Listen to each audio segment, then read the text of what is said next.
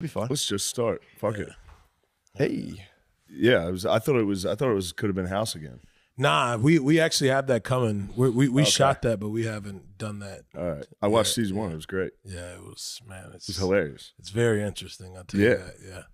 We've got some interesting characters involved. Really? Insane people. Do you cast yourself, or do you have like a casting agent bring majority of them will come from like the auditions. Like we'll go to different cities and have like auditions and shit. But then you still have your, freshly picked from social medias in there. And I'm sure you've scrolled and seen some. We watch the auditions here. We usually before we film or after we're fans. We toss on the auditions. Yeah. So what is the show again? Explain it. I want to know. All right. So Could Have Been Love is different from Could Have Been House. Could Have Been House is it has something to do with the auditions. We go to each city, do auditions. If you have good music, if you have good talent, whatever, we put them all in the house. The best of the best get into the house for that season. So last year we did season 1. It's kind of like making the band back in the day, where you're competing for money. You bring around celebrities. We had Snoop Dogg. We had all these different people. This year we've got a whole different setup. It's the same type vibe, but more celebrities. Everything. The risk is higher, more money. Yep. So that'll be season 2. Could Have Been Love is the first time we've ever done this. Could Have Been Love is necessarily has to do with me trying to find a woman. Yeah. You're trying to find something that makes sense for me. And, for sure. Yeah, just a conventional, healthy way. Yeah, like the newfound fame, you know what I mean? Like, yeah, also, you get it. R.I.P. Diddy for making the band, dude. That was a great show. For sure. Damn, so you're trying to find the one. He didn't die, though, man. He probably wishes he did. Right. It's coming. Hopefully he doesn't fucking get sad like Jeffrey Epstein did and fucking kill himself. So you're just trying to find the one. They're going to come on TV. Yeah, I think it's mainly about just me getting that connection with a girl, man. And which is hard when you're. Are you going to abstain though? You should mind fuck them and abstain the whole time. What is abstain? Don't fuck them. Oh, okay, yeah. Don't is that what that means? Yeah. Yeah. I thought you were still saying Epstein. No. You just abstain. No, are you going to keep it chaste? Okay. This is bordering on. No, it's not. It has nothing to do with that at all. A house of women it's together? Nothing like that. But everybody's over 21 for sure. Oh, For sure. Yeah. Well, that sucks. What the? I'm not gonna watch it. It kind of ruins the whole fucking thing. Man, I might not even need to do this podcast. I need to get the fuck out of here. How would a girl like capture your heart? They're in the house. Yeah, so pretty much we put them all in there, but we put them through different things. Like we brought celebrities to like see if they could go through each competition. So like one day we brought like Bobby Altoff, and then the next day they get to meet Young M.A. You know what I mean? So we have a lot of different celebrities in there that put them through the ringer of like, are you good enough for Druski? Are you here for the money? Because they also are competing for $50,000. Yeah. So it's not just about like my love and everything. We made a catch, because we also want them to, get compensated for their. How many of the women are white? Like That's 2 or 3. question. 2 or 3. Out of 18, like 2 or 3. Yeah. Okay. All right. Yeah. I think 3. Yeah. That's good. Yeah. 1 is mixed. That's good. Gotcha. Yeah. Is that good enough for you? No, it's just wondering what the fuck, if the show's about black love or not. Yeah, well, it's about a little bit. No. We actually have all races. Like we have a Mexican girl. We got a couple studs. You got some studs? Yeah. It's a mixture of a lot of shit, man. Dude, have you been following the reform? There's like a whole thing of reform studs on Instagram. Yeah, bro. But see, they're not all the same. Everybody, they have these things now where they're calling them like stems or femme or, like, so it's like a stud feminine type mixture. Yeah, they're not all just, it's not, I know back in the day, everybody's like, oh, that's a stud.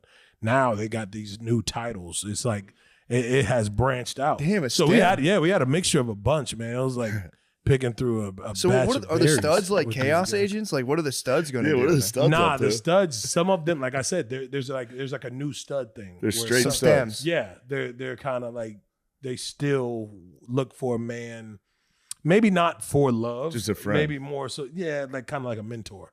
You know what I mean? That's the vibe I get of it. I think it's more like a brother, like searching for a brother. But you know, I said even on the show, like, man, it's like I have no problem with them. You can share clothes with them and shit. So I think it works out for me somehow, some way. Yeah, it's a good show though. Although they can get activated and get on like a steal your girl mission. They do pride themselves on being able to steal the any issue we girl. had on the show, man. They a lot of them were trying to indulge in like getting with the regular girls, and I had to discipline them for that. Yeah, it was how do you keep your studs in line? That's why. Yeah, we discipline them. Yeah. They go through. They have their separate room. Yeah, they have their. Where are you putting them? We don't put them anywhere in the house. It's not like we're putting them. You got to put them. He's trying to do the whole R. Kelly thing. Like, yeah, where do y'all put them? Nah, everybody had they got to choose their own rooms. We didn't put them anywhere. But it's a big house though, so it's you can only imagine it's 18 girls. So God, yeah. Damn. How long are you guys in there for? Hopefully forever. Hopefully forever. Yeah. Muslims kill themselves for week. that. A full week we were. You know that? Huh? A lot of Muslims have killed themselves for that exact scenario. Are you really? Yeah, it's 72, but yes. God damn. It's a heaven. Yeah, I haven't heard of that. I don't know nothing. Really? About that. No. Yeah, you didn't know that? That's what they get promised. They literally get promised 72 virgins when they like blow up a school bus. They're supposed to be greeted by 72 virgins too, not just like maybe fucked around a little bit, but like virgins. No, and you lived it. Well, okay. This podcast is a brand risk. This is a brand risk waiting to happen. No, we have fun here. You can edit whatever. Fuck. Yeah. You tell us. Dude, you got me thinking about everything I've said in the last 10 minutes. I'm like, did we fuck up yet? No, you support the studs. Yeah, that is pretty. By the way, fuck you. I watch your stuff. Yeah, no, you get it. I know we're all everywhere with it, man. Nah, you know, dude, that's. But I actually, this show is gonna be dope, man. I actually love this whole shit that we did, and it's owned by us, so it doesn't feel like anybody's telling us to do what they want us to do. Like everything we have done comedically has always been from me or my team. You know, our voice. Yeah. So do you is it true? Because I've heard in those like shows you kind of ply the house with alcohol. You're gonna have like a lot of alcohol. Like how are you gonna keep people? Are you just gonna? No, with us, we had some sponsors. Like we had Happy Dad, we had Taylor Port, but we didn't really like do it like that because I think naturally the girls are catty, man. They naturally were just ready to fight. Yeah, just because the cameras are around. Yeah, a lot of the girls just were doing it. We were like, yo, what the fuck did you just fight her for? And she's like, oh, the bitch was talking over me. No point. There's no reason why you would just go and bat her in her face for no reason. So a lot of this shit was real and it just didn't make sense. I think, with women, they want to be kind of like this new culture of like baddies, or you remember Bad Girls Club, that whole shit is like a thing. So yeah, with this show, you're going to see a lot of that type of shit. For sure. Yeah. That would be awesome, man. Yeah. What happened to Lemaire? Lemaire done, dude. I think he thought about the baddies and got stabilized. Yeah, he's headed back to his. Is this one of y'all's house? This is my house. Oh, this is your house. Yeah, Lemaire used to live here. Who? He just moved out. The guy that just went back to his.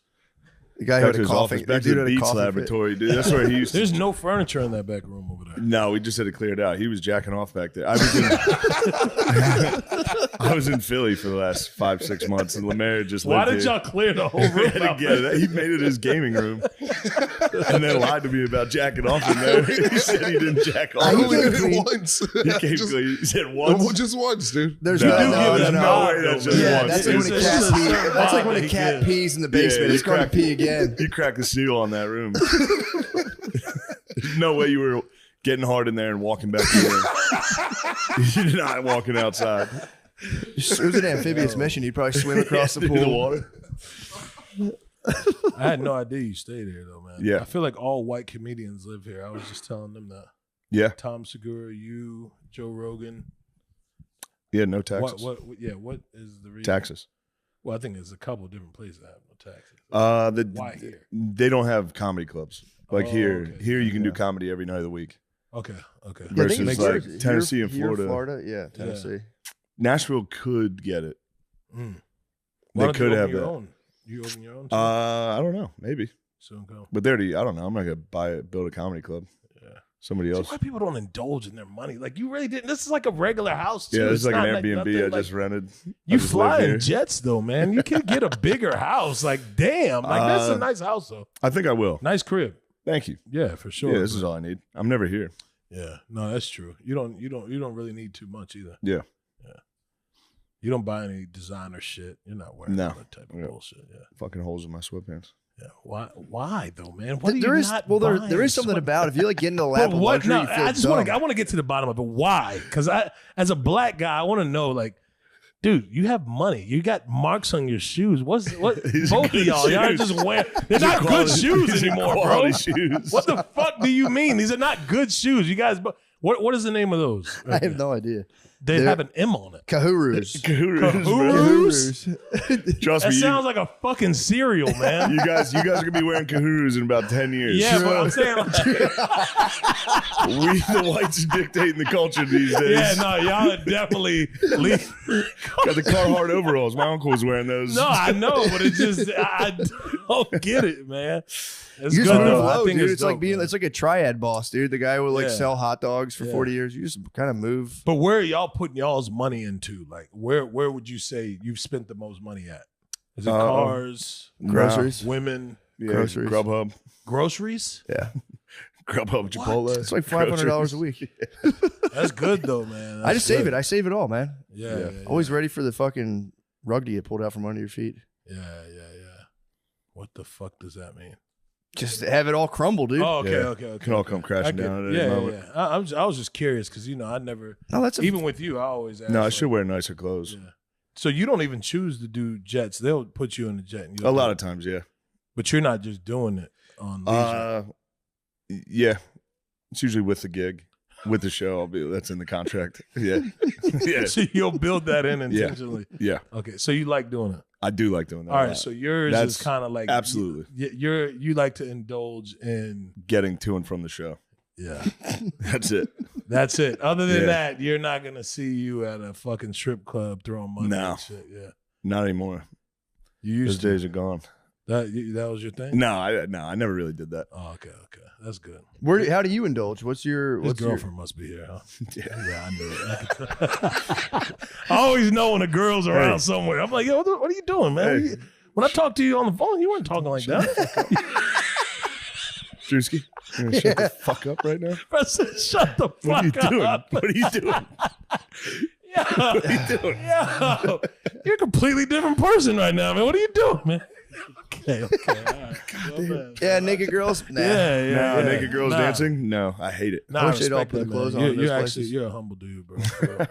How do you indulge? You also as well. Go ahead. Thank you, man. How do you indulge? What's your man, I try not to do the same. Like I try to, spend a little here and there, but definitely not one of the guys that'll buy a bunch of cars or houses or nothing, spots, none of that shit.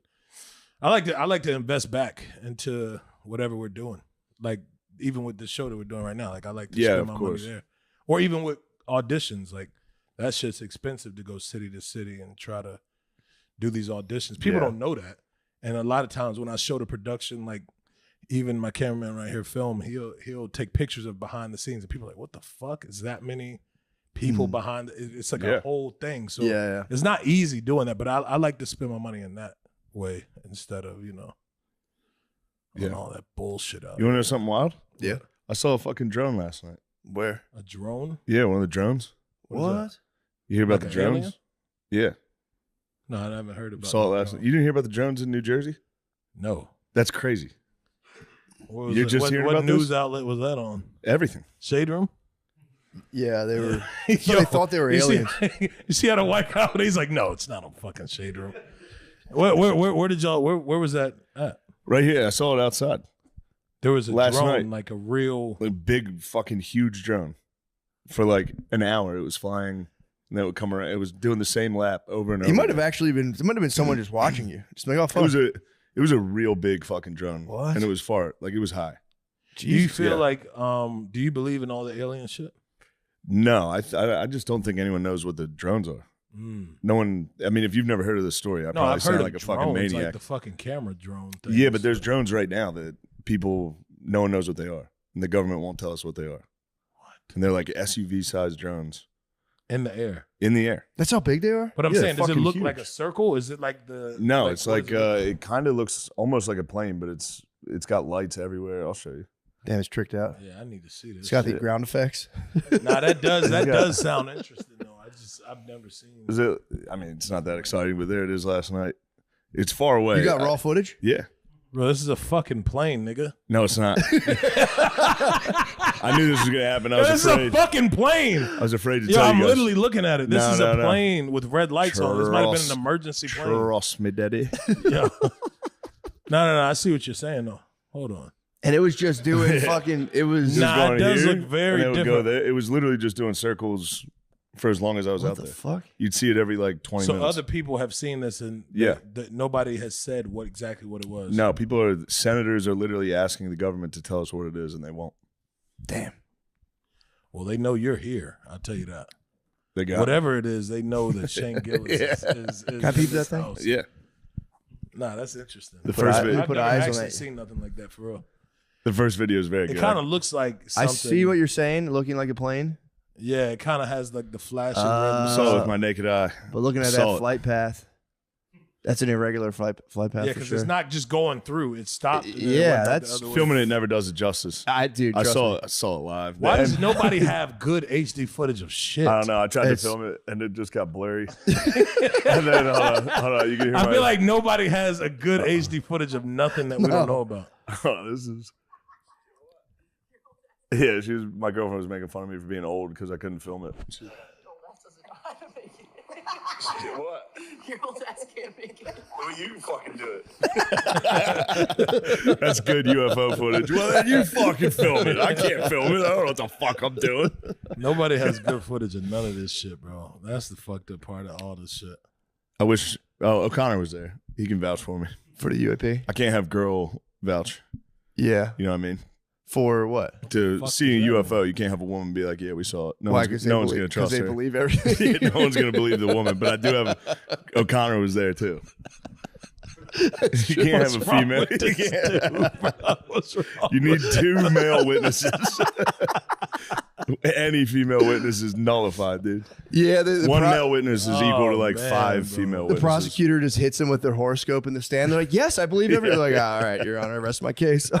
Nah, honestly, I don't know if I believe in that shit, man. It's definitely something out there in the ocean, but I don't know about it anywhere. Yeah, I don't think there was like an alien UFO. Yeah, I think that was just a government shit. Fucking weird government thing. Yeah. I'm gonna be out there tonight. I'm gonna Either look that again. or your neighbors just are on some trying to fuck with you. There's also a chance it's just a guy. Yeah, just a neighbor. Just having fun with it. It's a big fucking drone. But you said you saw it on an outlet. Oh, dude, it was all over the news. There was like, it was on the news. They were everywhere. Okay, so well, it was like that's people not really just a were calling neighbor them then. the what? Yeah, that's not a neighbor. Yeah, no. That could be China. Yeah, it could be China. Although, why would they like? They could be China. China could. And why do they want to come to Austin, Texas? That's what I'm trying to figure out. A lot of tech down here. There's here, bro. It's all tech now. It's tech. Yeah, Elon Musk. So this is like kind of like the new Portland. Yeah, this is a lot of tech down there. Yeah, led by Elon Musk, dude. What'd you think about his pouring his heart out? Pouring his heart out like that? Yeah. Did you see that? See Elon Musk hit a fucking. Did you even see the Nazi salute from Elon Musk? Oh yeah, I did see that. Yeah, that was. And he claims he was defend, bro. He's like, "I'm sending my heart to you," and he pounded his chest and then tossed his hand and threw it out. Yeah. I mean, that is. I think a lot of the shit he be doing. Sometimes he be trolling too. You think that? That's because he's heavy on Twitter and shit. He is. He's always like laughing at jokes on there. Yeah. Like, shit that AB posts. He's trying to do like the cack, like the Cracker of the Year awards and all that. He always laughs at shit like that. So I think he knows what he's doing. He's very funny.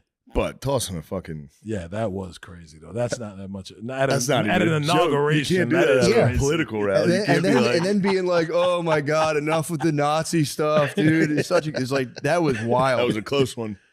Yeah, I'm usually quick to defend that one. Why didn't you go? I saw like. I went to the Notre Dame national championship. You were invited for sure though. I was not through the administration. You're one of the pure ones. AB invited me. Like I got invited with AB. Yeah. Which was tough to turn down. Yeah. Antonio Brown was at the inauguration with Theo Vaughn and the Paul brothers. I mean, that was a crazy lineup, dude. I didn't even know he was. I didn't see him. I didn't see AB in none of those pictures. I didn't see him either. He was there for sure. Yeah, you know. I saw a picture of him and Trump, and he invited me to go with him. He took a picture with Trump. How is this not? I have not seen none of that shit. Yeah, I haven't seen it either. I saw the Paul brothers were there. I saw one of the. It was this black guy there doing an MLK speech. Oh yeah, and Trump's behind him, kind of fucking laughing. If you're a brother in America, he really That guy set us back right there. I don't know what. I don't know what he even put that accent on for. I don't know why he. Yeah, it was a lot, man. So he hit like the old preacher accent. Just really it's like, damn, bro. What was he doing? He's like, we will have Panama one day. Yeah, well, you don't do it. You don't. Yeah, you're not allowed to do it. That guy let's just leave it alone, man. Let's leave it alone, bro. Let's leave it alone. Just fuck it. Because after he started, that was just for clarification. It just doesn't feel right. It doesn't feel right when you went to go and do that. That's how we both naturally talk. This is our radio voice right now. We've been code switching this whole Whenever time. we talk, we're like, yeah, I'd like some Chipotle. Could I get chicken bowl with rice? And he says, yeah, no problem, Shane. One day the portions will be bigger. This is some bullshit. That's just how we talk normally. A brand risk right here. This is not a brand risk. I just It's not a hope brand risk. we have a cease and desist letter. This is getting bad. Nah. Our lawyers are counter back with white boys crazy. White boys crazy. Damn, Juicy, you're the man. Oh man. Can you do a good MLK? No, I just see. I'm gonna just leave that alone because that guy, he definitely, he set us back so bad that I don't even think we even need to impersonate MLK. I don't even know why that guy did that. And if you look at Trump and Elon Musk and everybody's face when he was doing it, it's just like it was crazy. It was, I don't know why. It was almost as crazy it as didn't make the sense. salute. They were like trying not to laugh. Yeah. It was almost like, bro, why are you doing this? Because it is funny. Now? Yeah, it's like we know that's not how you talk. What are you doing? My God, yeah, it was bad. It was bad. Who is that guy? Was he a pastor? Yeah. Yeah, I'm kind of. I didn't see that. I'm kind of. I missed everything on the internet yesterday. How do you Google that, by the way? Yeah, don't tell. Yeah. Yeah, that's not the best person to impersonate during an inauguration. Yeah. They could have just played a clip, I think. True. Yeah, I knew he was a reverend. What was he stoked on? Was he just like stoked on Trump or like? I think unity. Okay, that's what's up. Yeah. I mean, that's nice. That's good. Yeah, that's dope. It truly is though. If you're going to give the speech, Oh, well, that's good. Nobody had anything bad to say. Oh, wow. Yeah, no, that guy's good. Yeah, that's a good dude. he could have just been like, all right. For him to just come in there for unity, that's actually nice. Yeah. And maybe he just got carried away. The spirit of the moment. He was just like, fuck it, I can't control myself. And just let rip. I mean, Musk got carried away too. Yeah, he saw Musk do a fucking Nazi salute. He's like, all right, I'm doing the voice. Fuck this. Yeah. I'm gonna have fun too. Oh, it's the 40s and 50s again. Everybody's going back. Let's just do whatever we were doing. That was weird though, seeing like everybody was trying to get in their Everyone's back. going back in time. And then you saw the Paul brothers got into it with Theo Vaughn. Theo. I thought it was a joke at first, but Theo really he hopped on classic bullying, dude. They fucked up his chair and had him fall. Yeah, he was serious, bro. Yeah, you'd be embarrassed. Imagine falling Theo at the said inauguration. It didn't happen. Huh? Theo came back and said, "My bad." Turns out they didn't fuck with the chair. But was he trolling? I don't think. I think he was serious. I have no idea. I didn't talk to him about it. I think he seemed serious. Yeah. I was Theo's ready to one of those ride. guys you never really know sometimes. Right? Yeah, you can't really tell, but that seemed serious. Yeah, he seemed because it didn't seem like anything he was joking about. No, there was no joke in none of the shit he was tweeting out. Unless he sells a fight with them. True. Because he just goes and gets knocked out by the Paul brothers. I was ready to ride against the Paul brothers. Hey, that's one way he could be selling that fight. Maybe he sells just getting knocked out in a couple months. That'd be so sick.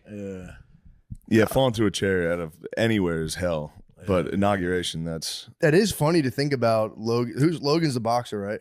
Or Jake Paul. No, they both do it. Yeah. No, one fake fight. Logan is like a WWF guy. I think he did that after he did the Floyd when he was like, fuck. Yeah, he boxed Floyd Mayweather. Yeah. Oh, he did? Yeah.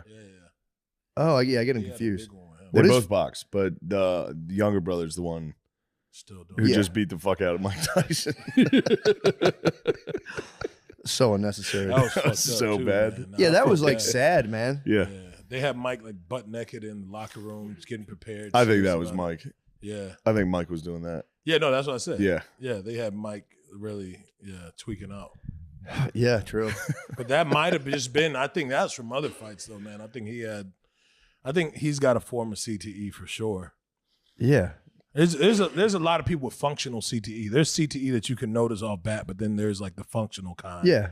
That like you could say wild shit and get away with it a little bit. Yeah. It's like Mike AIDS. Tyson is one of them. Yeah, exactly. It's like if you have enough money, yeah. you can just ride and it out. eventually it spreads and spreads until yeah. You just give it to all your girlfriends, punch them in the head.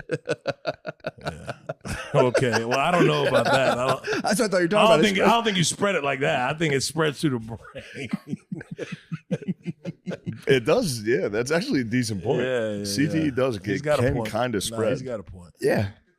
They got it from somebody who probably had CTE too. Who's some functional CTE people that you feel like have functional CTE? I think it's probably just most former NFL guys. Yeah. Anytime they flash to a UFC fighter, one of those things. Nah, some of the fighters have it too. The old UFC fighters. Yeah, they're wrecked. Real dude. old. Yeah. It's got to be kind of sick to just be like, fuck it. Yeah, I'm just going to get my bell rang and just rock with CTE for a while. Once you get over the fear, it's got to be kind of nice. Yeah. Just gamble whenever you feel like it.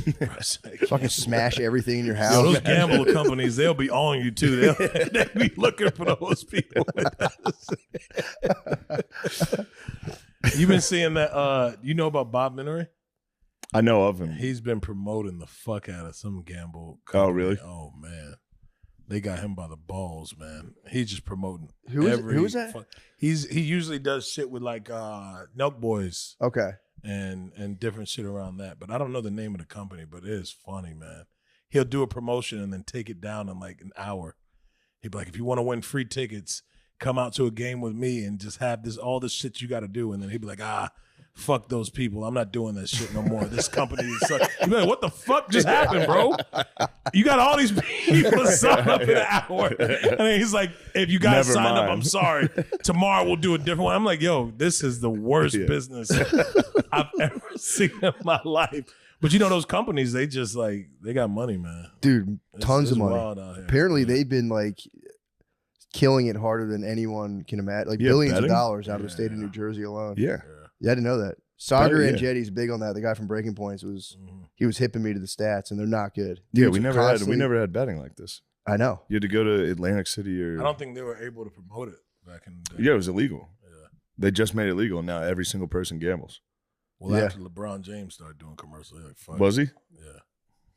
He does one right now with Kevin Hart, I think. Oh yeah, that's right. Yeah. Damn, his deal just ended with China. Now he's doing gambling.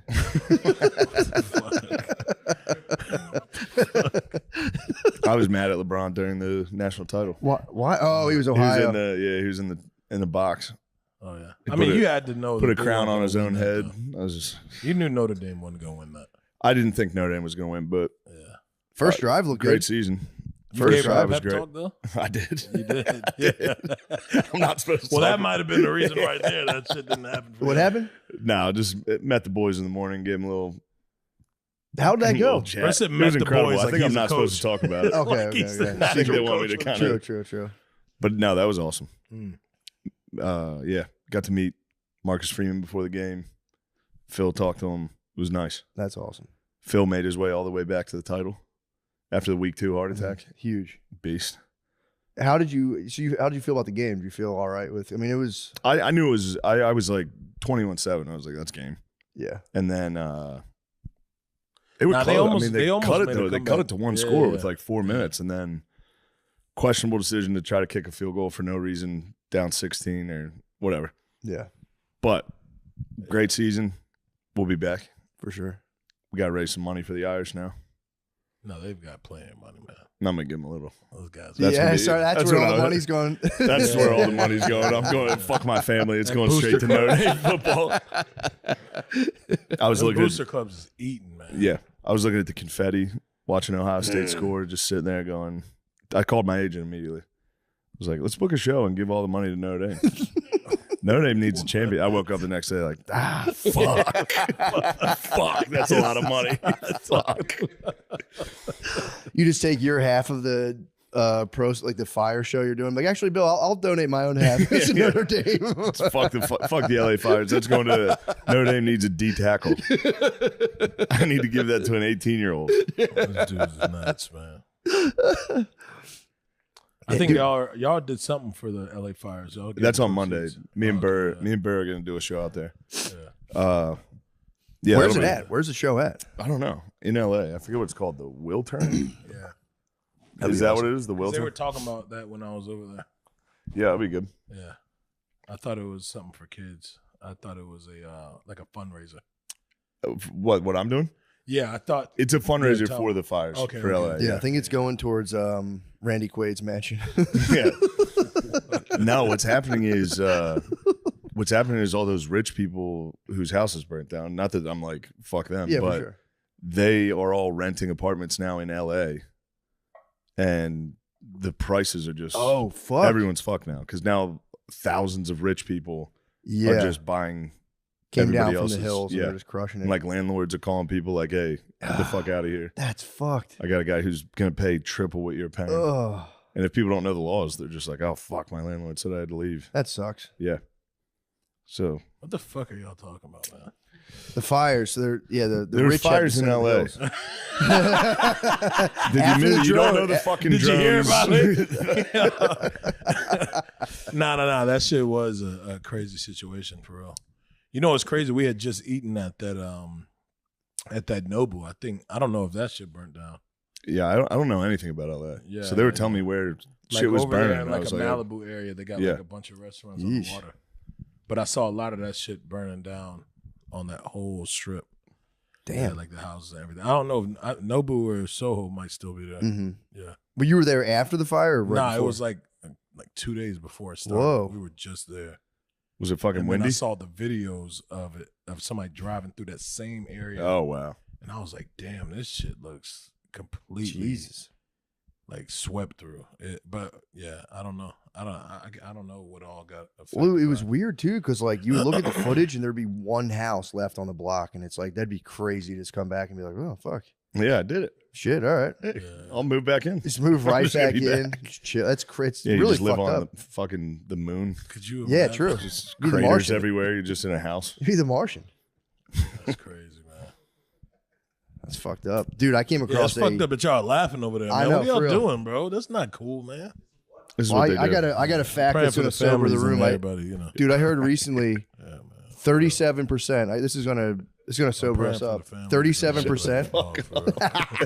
You see, I'm trying to whisper into my really mic as he's talking. I don't think it's man, funny, praying but for I'm the praying for family. the Nah, families. all jokes aside, I really don't find that none of that funny for real. For sure. No, but I'm doing a fundraiser. What are you doing to help? I was looking to come with y'all. That's why I brought it up. I wanted to. Good. And Let's I get wanted out to there. involve myself. Hell with you yeah. guys' There you go. association. I mean, they Support would love anything y'all are doing to portray. No, he was in Atlanta when I was, and I was like, because I was going over to say what's up to the team before the game, and I was like, be nice to have Druski with me for the black players. Yeah. You know what I mean? Yeah. I walk in, you know, the O line was hyped to see me. True. So let's get the wideouts and DBs fired up. Let's get the running wide back. receivers fired Let's up. get in the there. running backs and wideouts going a little. Here's Not the Druski. running backs. Yeah, let's get Druski. Yo, you're stupid as Linebackers fuck, and O bro. line were flying. How do they look The at you? whites Like are ah. they gotta know who you are though. The black players know. Yeah, they did. yeah. I was surprised. Yeah. Why though? They A little, know who he yeah. is. Yeah. I didn't think they'd get as hyped. I was like, I was going into it like, no one's gonna give a fuck. This is gonna be awkward. I walked in there like sick. Nah, they fuck with you, man. Everybody do. Shannon I think- Sharp used to do that, where he'd be like, I can't believe all these white people know about me. It's like, dude, you have one of the biggest shows on YouTube. What are you talking about? His shit is jumping now. It's too. huge. After that Cat Williams situation, he's Yeah. I think it's like at 90 million for that one episode. Yeah.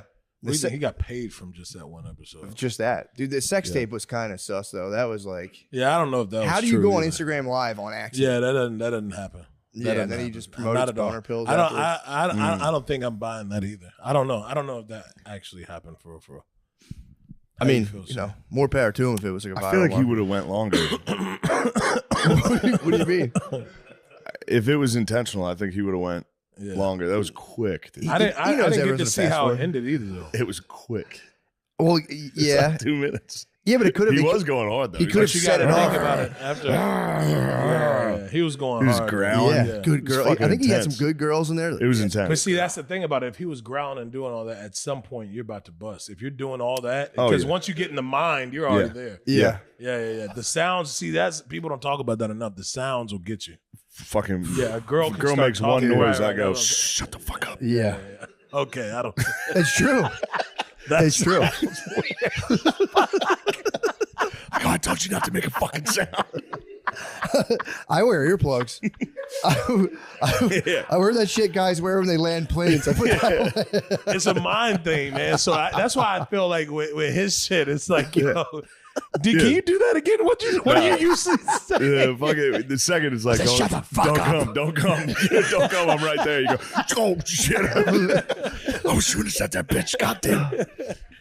Nah, I I'm feel gonna like come. because immediately after he promoted like these sex pills, so I don't know if that could Yeah. have been a promotional thing, you know, kind of good like way when to Snoop promote. Dogg said he was done smoking. Yeah, He came out with the fireless grill or whatever. yeah. Someone that company could have slid right in real quick though. I'm like, dude, promote us. Hey, man, Everyone's talking about you grunting on that lady. Who knows? You're right though. That shit was a quick hump. It was quick. Yeah. Yeah, but he could have He been was- in the middle humping and set it off mid. No, you had Instagram Nah, you gotta Live. go through what somebody screen recorded everything you have to do to go live. That's what on I'm saying. Instagram. And it was like 7 different buttons you have to press. Maybe the girl did it. Maybe the girl did it on his phone because there's no way he did that on accident. That's what I was saying originally. Because once you get He's to old. the open, the fucking camera thing, which you slide over, you got to keep swiping to get to the live. And then once you get to the live, it asks you again, are you sure Yeah. you want to go live? It's not like, it's not a pocket dial. You got to like literally get there and agree to everything that is asking. So I don't know. It is I'm what glad it he is. did it. Yeah. Well, why would that be? It's just nice. Yeah. I just like having it around. It's And different. also, I think about it a lot. Yeah. Maybe when I'm having sex, I go, Yeah. good Lord, if somebody heard me. I listen to it to get hype. If I like got a show, I listen to it just to hype myself You up. put the sex Put tape the audio yeah. in, and just get hype right before I go on stage. That should be what you walk out to. Just play it for 2 minutes straight. Oh, that's a good girl. Yeah. Bro said that's a good girl. He threw a couple good girls in there, which is like, all right. Yeah, he did though. That's what figured- made it believable with me. I think once you start throwing shit like that in, it's like, oh, okay, Good this girls. might be real. Fucked up. Yeah. That's Yeah. weird. Oh, dude, Yeah. talking her through an orgasm, like, yeah, good girl. That's what he was I doing. feel. Yeah. Ew, bro. He's just training, dude. That's He's more of training a black thing though. Is it? What's good, my nigga? That's my boy. So Oh, I was hoping. yeah. Hey, what's up? We're just in here grunting. So, We're in here coming. yeah, man. Dude, so this is what I was about to tell you guys to sober up the room. Apparently, remember Kinsey, the sex researcher back in the 50s? They made a movie about this Back guy. in the what? Back in like the 50s, this guy How old are you, man? I'm 38 for a second. I was like, am I 50 years old? Yeah, I'm like, what the fuck? So apparently in the 50s, this guy did like a crazy sex study where he like was interviewing housewives, dudes, and he was like, because nobody would talk about sex back then, and he was like, here's what's actually occurring. And apparently, I just learned this the other day. According to his stats, 37% of men have had homosexual experiences, defined by one of the men reaching orgasm back in the 50s, and that was Self-Who reported. That's a crazy stat. What? Okay, what made you fucking look this up, man? My brother told me about it. Oh, you were jacking off. No, I wasn't. Bro, said my fucking brother. Right. In the middle of a My good brother told dick me I beat had the text. session, this guy was researching Yeah, facts he's doing research. about how to I come mean, better. You definitely, he stopped Yeah, what do jacking you- yeah, He like, stopped what? watching porn, now you're jacking off to fucking research. I've Don't been act off like the board. you I've been wouldn't off jack the board. off. Don't act like you wouldn't jack off to some research. I wouldn't jerk off to the research. The questionnaire, You love maybe. The research. questionnaire, maybe. The questionnaire. If the fine, questionnaire nice. was charged enough, it'd be like erotica 37% of dudes were around. in the 50s, dude. I could be wrong. My brother could be misleading me. He could be, leading me down a... Like somebody came. Yes. 2 dudes partied. At least 1 dude came, if not both. That's interesting. What does your brother do? Just chills. He's chilling. Oh, he's He not chills. even- He's not even working. He's off the grid, bro. He's off the grid. He's off the grid, man. Well, I understand why. He's doing research. I understand He's in why. the He dungeon, has bro. research. He's in the dungeon, bro. Yeah. But yeah, no, he just hit me with the fact. Bro that I was said like, he's in the dungeon, man. He's cooking up research on guys being gay in the 50s. dude, I mean, is that a fucked up fact? It's an insane statistic. If true, look, Google it, dude. Please produce this. Google. I want to know if my brother's misleading me. His brother, man. Dude, 30s in the 50s, dude. That's crazy, and that's self-reporting. I mean, It's good they included the jizz part because otherwise back then everybody would be like, I was kind of fucking gay. I said good night to a guy when I was leaving a party. Yeah. 10. My brother's fluffing the numbers, bro. He's fluffing 37 is crazy. Yeah, you need Kinsey, to call your look brother, up man. I want to KINS. talk. I want to talk to this guy. I'm gonna fuck. I gotta get some Yeah, clarification. call him. What's his name? Cal? Tom. Typical. I knew it was one of those 3-letter names. I'll put him on right now. Yeah, Let me call see if he that can guy, clarify. man. I want to talk to him. Oh shit! I don't know why I typed Thomas. Fuck Tom. Let's go. Let's get the clarification. Is he Dude, older or the younger brother? he's my older brother. Oh, okay, yeah, that's very weird. He's the oldest. He's doing No. research. Second oldest. Oh, it was Tom. It's Fed's Tom. older than Tom? Yeah. I would have never guessed. K-Fed's older than Tom. He's on FaceTime audio, dude. He's on that. Oh, show me that show's number. He'll call me back. But yeah, dude, Yeah, fuck I it, could be man. wrong, but he was saying 37%, which is 10. Oh, really? Maybe this is an updated study. Maybe it's the Kinsey Institute of Research.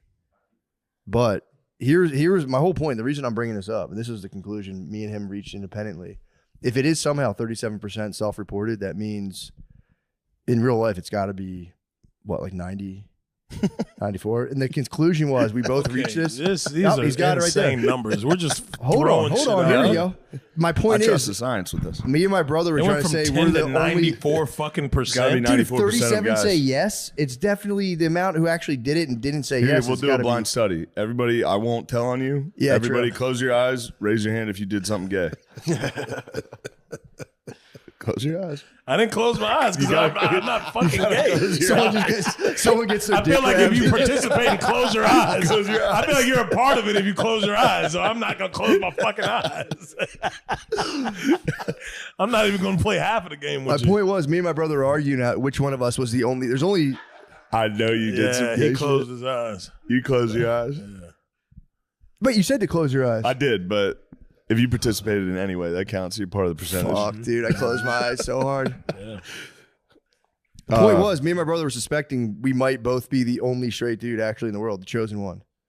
Like the world's actually all gay, and me or my brother are the chosen one. I mean, we are Neo. I might be out. I've been in the room when dudes have jizzed. That's crazy. That doesn't count. It was straight, but That's what I'm saying. Straight as hell. You guys were stoked on pussy. Okay. So it was like a train situation. Like, Because a kinda. white guy trained. Just a bunch of. it was a white guy Hold train. on. White yeah, I was dudes. gonna say, White yeah, it's dudes. a difference between a white guy train and a black guy train. White guy Yes. trains are teenagers jerking off together in the same room without a girl. Well, that's weird. That's not it. That's not a train at all. Usually, It's a white train. yeah, that's just for the fuck of it, for the fun, for shits Hey. and giggles. It's just porn. You just get porn and you're just fucking stoked. And You you're know, like, your yo, kids- toss Oh, it and up. like just being there, Your like it's kids, the you know, movie at porn, theater. you go to one kid's house who has a perverted dad. You go, bro, break out the stash. The boys need to party. This is before the cell phones and shit. Back in the day, it was only a VHS. But why together though? What is the reason? Your team has to sit here. They're like, what the fuck type of white shit is Well, this? back then but you- why together? What is Because you didn't know the next time you were going to see porn. Because it Oh, wasn't on and the it's phone. no phones. And it It's was just more so on. like- Yeah, you're just like, fuck, I'm going to jerk off Yeah, real quick. you guys go over there. I'll go on this side of the room. Don't look. Yeah. But there's no walls. It's just.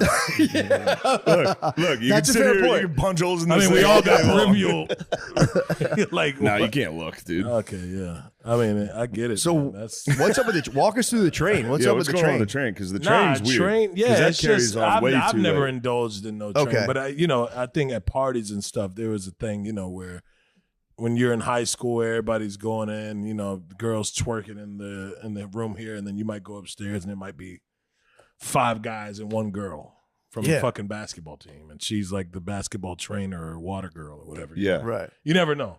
And I think, that would be considered a train in the black culture. For sure. And Yeah. that's also considered gay. Well, I mean, by me. I've never participated. I've just been at a party and maybe, in high school you might see walk into a room. Like, oh shit, okay. You've seen the train station. Yeah, you walked by. Yeah. or you just hear about it at school. You go back to school the next day and they be like, oh yeah, we ran a train on so and so. Yeah. You just never. You never know. It depends on the situation. But yeah, that's the black train. It's the same idea though. It's like let's just all get. Were you at any of the Diddy parties, or did you miss that? What the fucking? Where did that come? How did that? Of all questions, When did you miss that train? How did that go? That train might have left the that station, train took but off you from were the right station. there. Yeah, You were that train, right there to get on that. That train took off from the station for sure. You were close. Yeah. No, I wasn't at that train station. You left early. No, that was down the street from me. I wasn't there. No. Did you ever meet Diddy? Yo, what the fuck? Bro, I forgot you He's actually like, might have. I've seen pictures with you there. In the picture. Yo, what's the look you gave me? Bro. That's the look of somebody who's like, well, I got cold hard facts. So like, I've seen you with the guy, Nah. Damn. Never been to that train station though. No, good for you. Hey, that's good. Haven't Nobody has indulged. apparently. Yeah, everyone has. I was relieved to learn that nobody was at the party. I've been relieved. Turns out no one was there. Everybody I've asked says, no, I was not there. Well, everyone pushes the time back. Like, yeah, I always left at 2 a.m. At 3 a.m., everyone busted their dicks out. It's like, well, how do you know? Wasn't Denzel saying that? Yeah. Denzel was like, no, I got out of there. I think Denzel was there whispering like cool Bible quotes to people, like the devil gets close to you when they're most successful.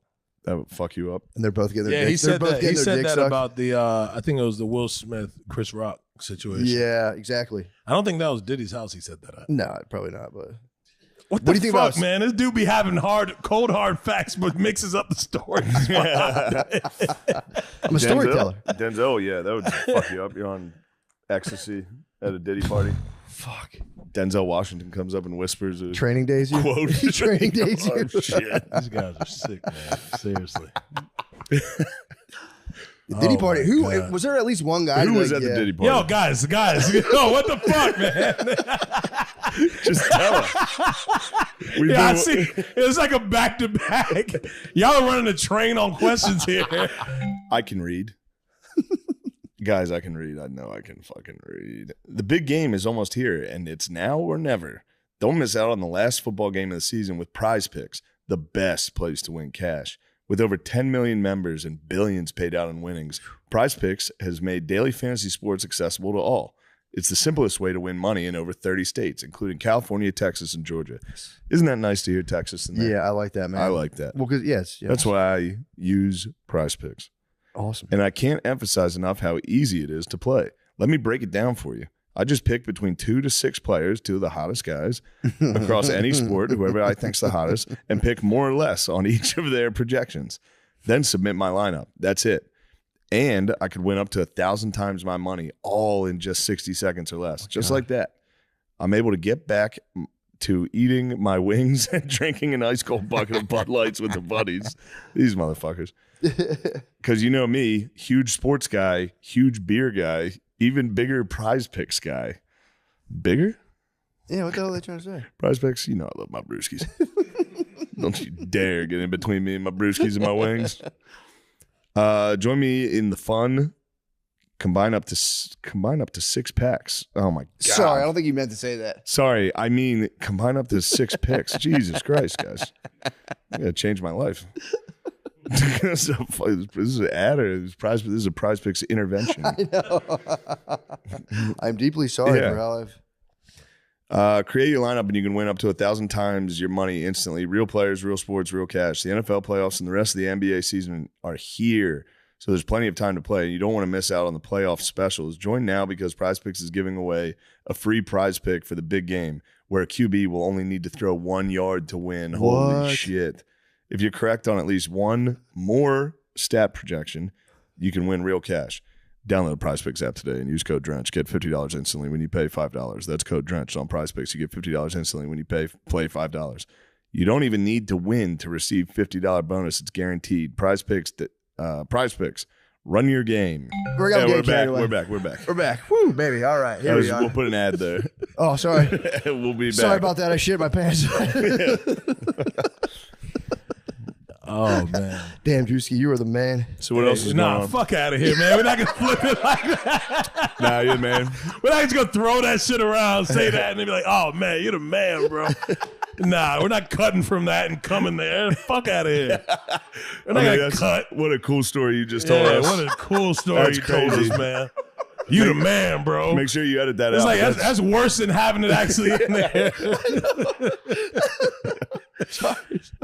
Oh, fuck. Nah. The Wild Wild West. I don't know, man. There was the court testimony of that one producer who got like led along, and he said like he would try to like mix tracks and Diddy would just fucking scoop his balls. Like he said that in court. That's what he claimed. That's legal document. But we've also talked about neither it. here nor there. That's fun. I know guys nothing having fun. about that. Yeah, Scooping balls is fun. That's guys having fun. That could also have been. Diddy might have been. He might have liked horseplay, and sometimes people take that the wrong way. That's true. That's not horseplay, by the way. That's I will that's say not a nut check. Nut check is like a quick fap. It's not. You don't ever walk up behind your boys and go, Nah, Can't wait to party with you later. Yo, this is getting out of hand. this is getting out of hand. Oh man, you're a good girl. Nah, man. You're a good girl. Yeah, this probably isn't good. Yeah, no. Yeah, now we're back. Yeah, we're gonna have to scratch all this shit. No, it's fun stuff. Huh? No, it's good. It's fun stuff. We definitely can take I out. said this is fun stuff. It's fun stuff. You'll be all right. There are serious allegations against him, but yeah, I would never. No. He's a innocent till proven guilty in my book. So we'll see what happens. Why do you look at me after saying that? Like, just look at the fucking camera and say, "Don't look at me, Dude. Yo, bro's look at me and say, "Hey, here's what it is, right? Rule 1 of filming. I'm not gonna. You get it. You know it. It is what it is, ain't it?" Hey, man, that's your prerogative. Let's man. switch gears. Yeah. Let's switch gears. Yeah. Yeah, the Cassie law. I'm kidding. Oh man. So what else? So yeah, I actually did want to walk through this with the house. Mm-hmm. Like, are you shy to like do like intimate acts with like around a camera crew, or like how do you? I think with this show is like a different side of everything that I've ever done. You're being a little sweetie on the show. Yeah. Wait. Huh? You're being a sweetheart. Yeah. What's the different side? Yeah. Oh, just being sweet. You're being a little sweetie. We can't go from the last topic and just go there and start talking about sweetie. I'm switching gears. Yeah. This is a Let's switch completely different gears without topic. saying. All right, so it's but you, I think a ton of women in a house. Yeah. No. Totally different. But topic. I do show a different side on the show though, for sure. It's just it's not the CEO character that you may see on like could have been auditions. It's still hilarious. It's a great show, but it does have me getting serious with some of the girls and like trying to see what's going on. Yeah, this would be awesome. So, but to answer my question, how do you separate? No, for real. Like, if you got the camera crew there, do you like? Is that kind of? Nah, I've never fucked on camera. Okay, that's what I'm asking. Yeah, nah. I didn't fuck none of the girls in the house. Okay, actually. so just like hand jobs and shit. No, we didn't do none of that shit. Nah. I got you. No hand jobs in the show. Yeah, no, there's absolutely no hand No hand jobs. jobs in the entire season. No sexual nothing. The whole throughout season. Yeah, no, it's on YouTube. It's not. Oh, so I always thought those shows were like free for alls. No. They we never. The It's most is chemistry. probably some kissing. All right, that's not bad. Yeah. That's pretty sick, actually. You kissed? You got to see a couple of. What was his name? Okay, see now. That's an attack. All right, I'm joking about. Nah, it was some studs in there. So yeah, I understand. They prefer to be called that. All right. What? Yeah. Dude, you'd be legend if you wifed a stud on the show at the end of the premiere. You got to see for the man. finale. You True. have no idea. Yeah. True, yeah, but let me know. I mean, Yeah. fuck. Let me know what I'm talking about. My So wife let was- me know. Nah, I you gotta know, I watch know. it, man. You gotta. When's see it come the out? Episodes. February around Valentine's Day. Oh, We don't nice. got an exact date, but around that time, yeah. You going every episode at once, or After we send the cease and desist for this episode being this episode will get taken down, but we could just air this part. just certain parts. We can have like a 3-minute podcast of us Yeah. going, Just a when's clip. it out?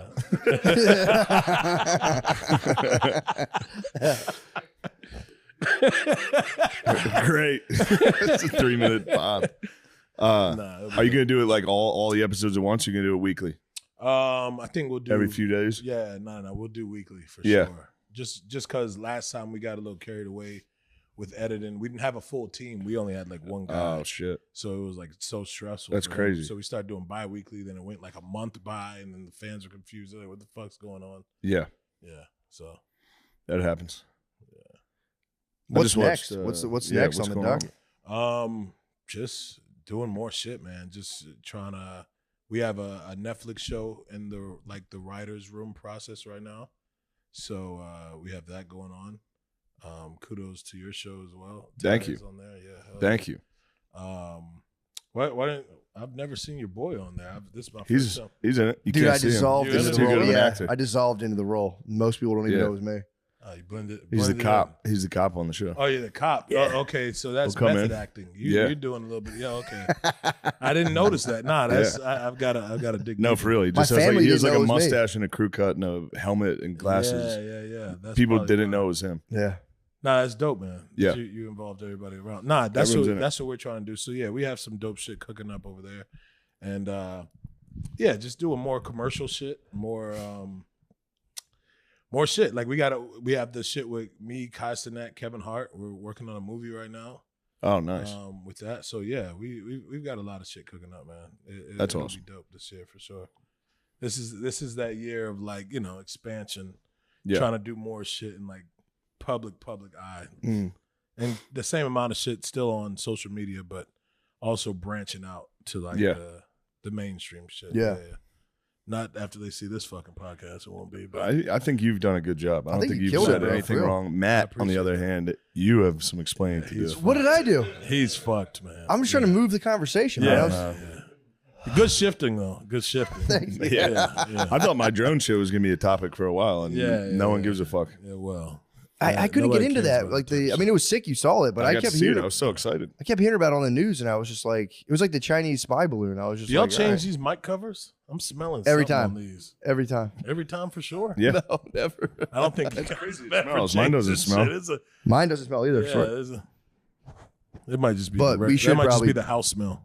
Could be. You know why people's houses have that different smell on it. They do have different smells. I'm glad you said different instead of bad. It's not all the same. Yeah. Although this particular house a certain smell bad. Do y'all have dogs? Y'all got dogs? No dogs. That's just whites. Dogs. That could have been in my house for a while. Yeah, there's no dog here. Cat? Nothing. It's just smell. It's like an aroma. I don't know. It's a certain one. I don't know. Fuck it. Yeah, nah.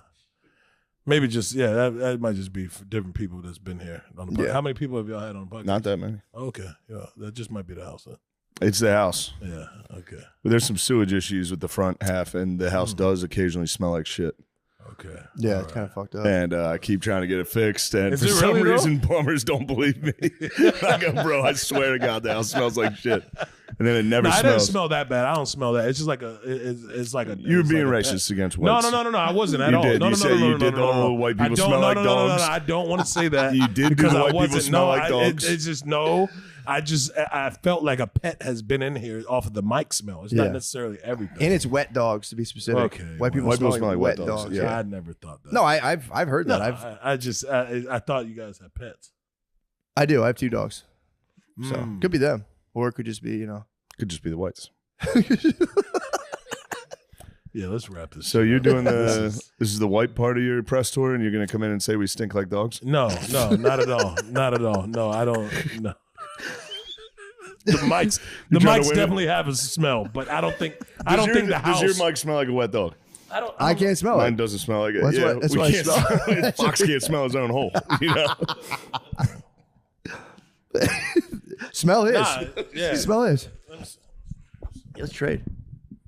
Oh yeah, this one does smell a little. Yeah, I said it is. Yours actually smells like a regular mic. Yeah, this is totally scentless as well. Oh, did we give him the butt mic? The what? The what? Oh, the blue one's supposed to be for the. Oh, you got the butt mic.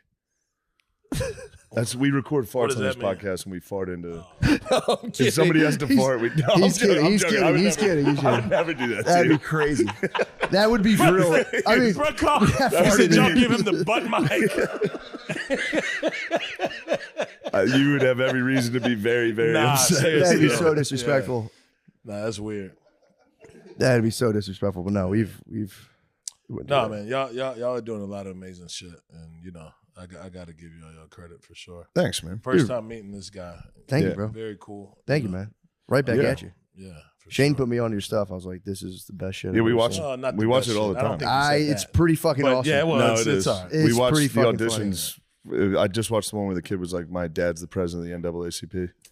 Yeah. Well, Fucking hilarious. He 100% fucking lied. Just right away, Druski's like, that guy. "Well, that's not true. Your dad Well, lied and then to you. he Your dad lied went to you." on to tell me that his dad was like the president of the fucking Walmart parking lot. So I'm like, yo, why would you sit here? That was one of the first times ever in auditions I've broken character like fully. Like I could not stop laughing. Yeah. Because he just continuously. And then he was kept just like, "All right, I'm lying. done with that." And then here comes a tragic story. Yeah, there's more then just another trauma. He tragic just story. trauma dumped on me the whole time. And I'm like, God damn, bro, what the fuck do you want from me? Yeah. Like, I have nothing else to give. That was Like, great. I don't have nothing. Yeah, nah, he had so many people that died in his family.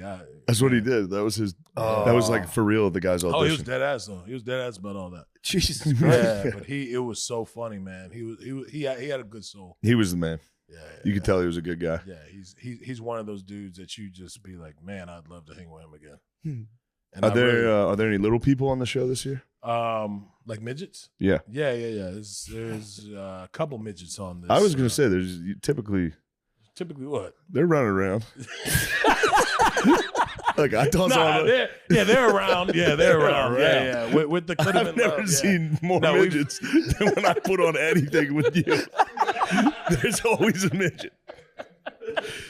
He's coming There's in. always a midget involved somewhere somehow. Nah, they're just attracted to me, man. I don't know what They it are. is. It's good. You have a good dynamic with them. Yeah, for sure. Nah, we've had fun with a lot of those little people. Yeah. They're an ancient Is that part of what they call entertainment, too. They are an ancient part. If you were of like it. a prince passing through town, you needed at least like 5 or 6 Yeah. jumping midgets. Are you serious? To complete the ensemble, yeah, I think so. Honestly, that's not far off. Yeah. Yeah, swear to God. Yeah. You could. I was in a museum and they would just paint them. Yeah. Yeah, they because courts like a royal court would You have hire to call you to them paint them like that. Like it's paint them. Pay the midgets. Yeah, but imagine you're Not a even them. You got to paint them. Imagine being like a barbarian, like ransacking ruler. You're sacking the town. You just see like a midget under a bench. You be like, bro, get in here. Yeah, you toss you're him part of in the squad now. the caravan for sure. Like, let's ride. Okay, well, they're not. They're actual people, guys. I know, Yeah, But I'm They're saying, not just you know. objects. No, for of sure. course. Yeah. But I'm saying in the mindset of like a barbarian then. warlord. Yeah. Back Not then. now. Yeah, back then. Not now. Yeah, we don't treat them like that. No. No, but back then, you get you. You're get part it. of the squad. Now. You get it, right?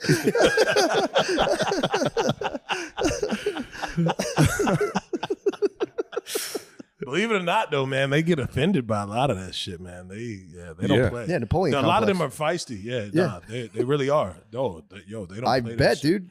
Yeah, They're strong as shit. Man, it's like the top. Yeah. A lot of them are top heavy. Yeah, I tell a lot of them that though for sure. When they take their shirts off, They're always jacked.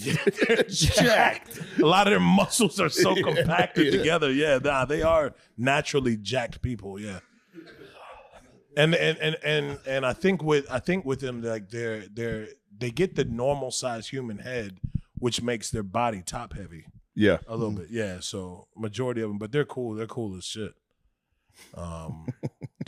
What? They're cool as fuck. Bro. Yeah, of course. Yeah, no, I think that's what's so nice about it is you treat them like regular people. You make fun of them. It's great. No, I don't make fun of them. Nah, I never do. No. No, you get it, right? I get it. I mean, trust me, I get it. I don't know why who are you lying to right now. I watch the show. I watch the fuck out of the show. Every time you say something, I go, God anybody damn. that we have come through there, we treat them good, man. And, Yeah, they have fun. They have fun. yeah, and we give them a lot of opportunity. That's the big thing with what we do. We try to give them more opportunity to gain money. And Now, do you like get them an Uber home, or do you fire them out of a giant cannon? I said, do you fly them out of a giant cannon? Yo, what the fuck? I'm just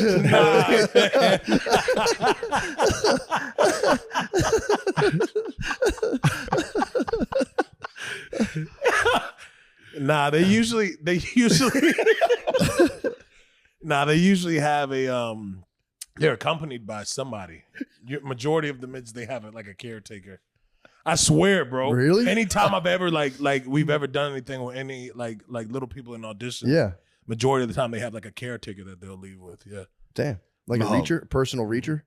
Yeah, it's something. Yeah, Dude, I just help them with a lot of this shit. Yeah. I was at the grocery store with my wife and I couldn't reach. There was like some water at the top shelf, and I'm like trying to climb up there. I was kind of midged out myself trying to go up there. And dude, this big tall guy comes and I'm like, my wife's with me. I'm like, hold on, give me the card. This guy's like, I'll get it for you. And I was like, dude, get the fuck out of here. No way. I just climbed up the cart and grabbed it. Yeah, you can't let that happen. Oh, hell no. Dude. You cannot let that happen. No. I would have had to left my family. I'm like, bro, they're yours now. Oh, man. I've been disgraced. This guy's sick, man. I think of it like a strong guy carried something for you. That's what I'm saying. That's like just as bad. Dude, it was like, and he wasn't trying to be a dick. I get it. He's like, Yeah. I'll get it for you. And I was like, bro, no disrespect, but you got to get the fuck out of here. I'm going to get this jug of water for myself. I was like, I appreciate you, but get the fuck out of here right now before I freak out. Nah, man. Kind of turned my wife on, though, if I'm being honest. You being scrappy or the tall guy? I think both of us combined. Yeah. What the fuck? We'll get it going. We're kidding. We're just joking. You get it. Both of y'all married, right? No, I'm not. Just me. Not yet. Not yet. Why'd you take a big sip of water at this? I had a tiny sip of water.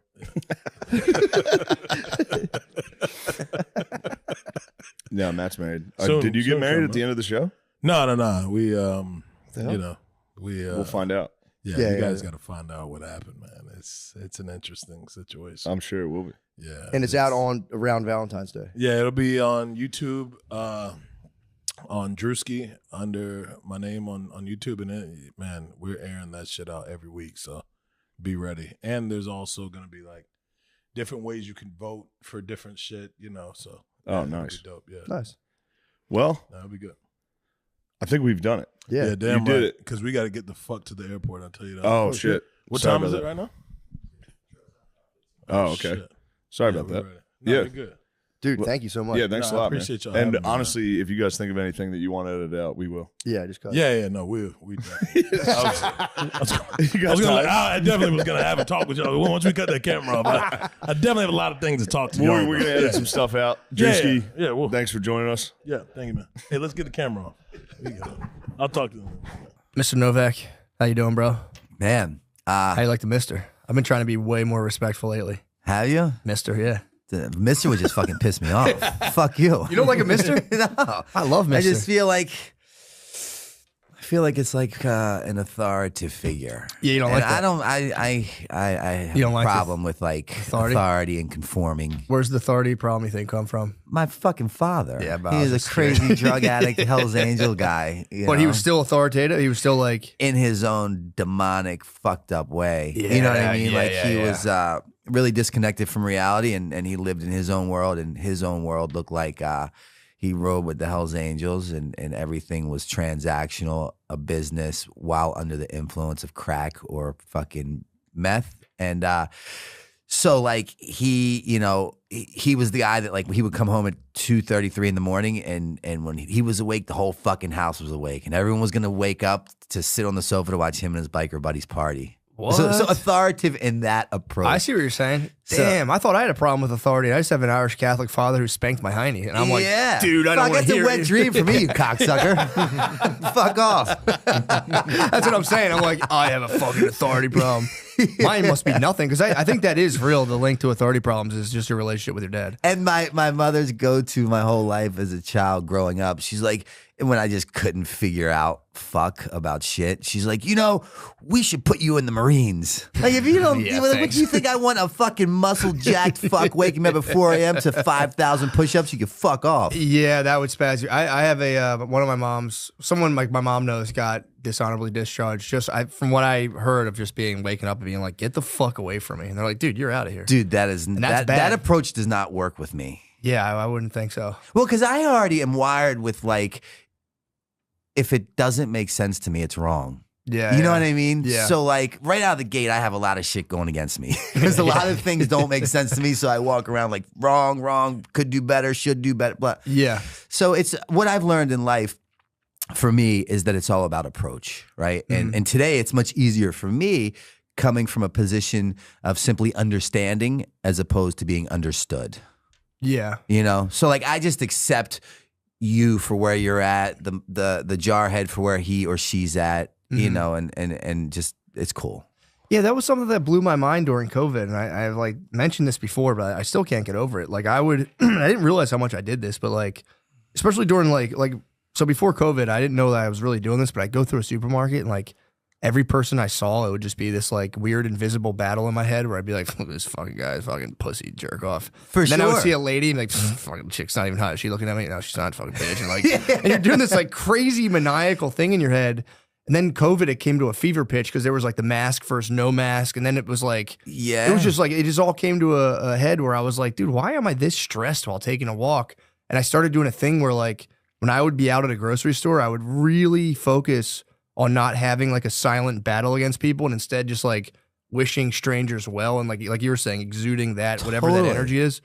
Dude, I felt so much more comfortable in public after that. Yeah. Which was like, it was like a revelation for me. I love being right-sized by humanity. It just happened to me recently. And I'm really good at like, again, I really have dove into this whole spiritual aspect of my reality and believing. When you say right-sized, sorry, what do you mean? Like, my ego will allow me to create these delusional narratives that aren't even fucking real. And then when I'm proved wrong, when I really believe I'm right, I'm like, dude, I am a fucking asshole. And it just happened. You're a Philly guy, right? You'll relate to this story. I had a crazy weekend. I was in New York, all kinds of stuff going on. I drive back and I have like these weekly dinners at this place in Fishtown Sunday nights. And you know, Fishtown's kind of oversaturated with like a lot of hipsters. Sure. And in my mind, hipsters are just kind of tattooed, bearded, angry people for no fucking reason. It's not like they lack resources or whatever. Yeah. I create this narrative.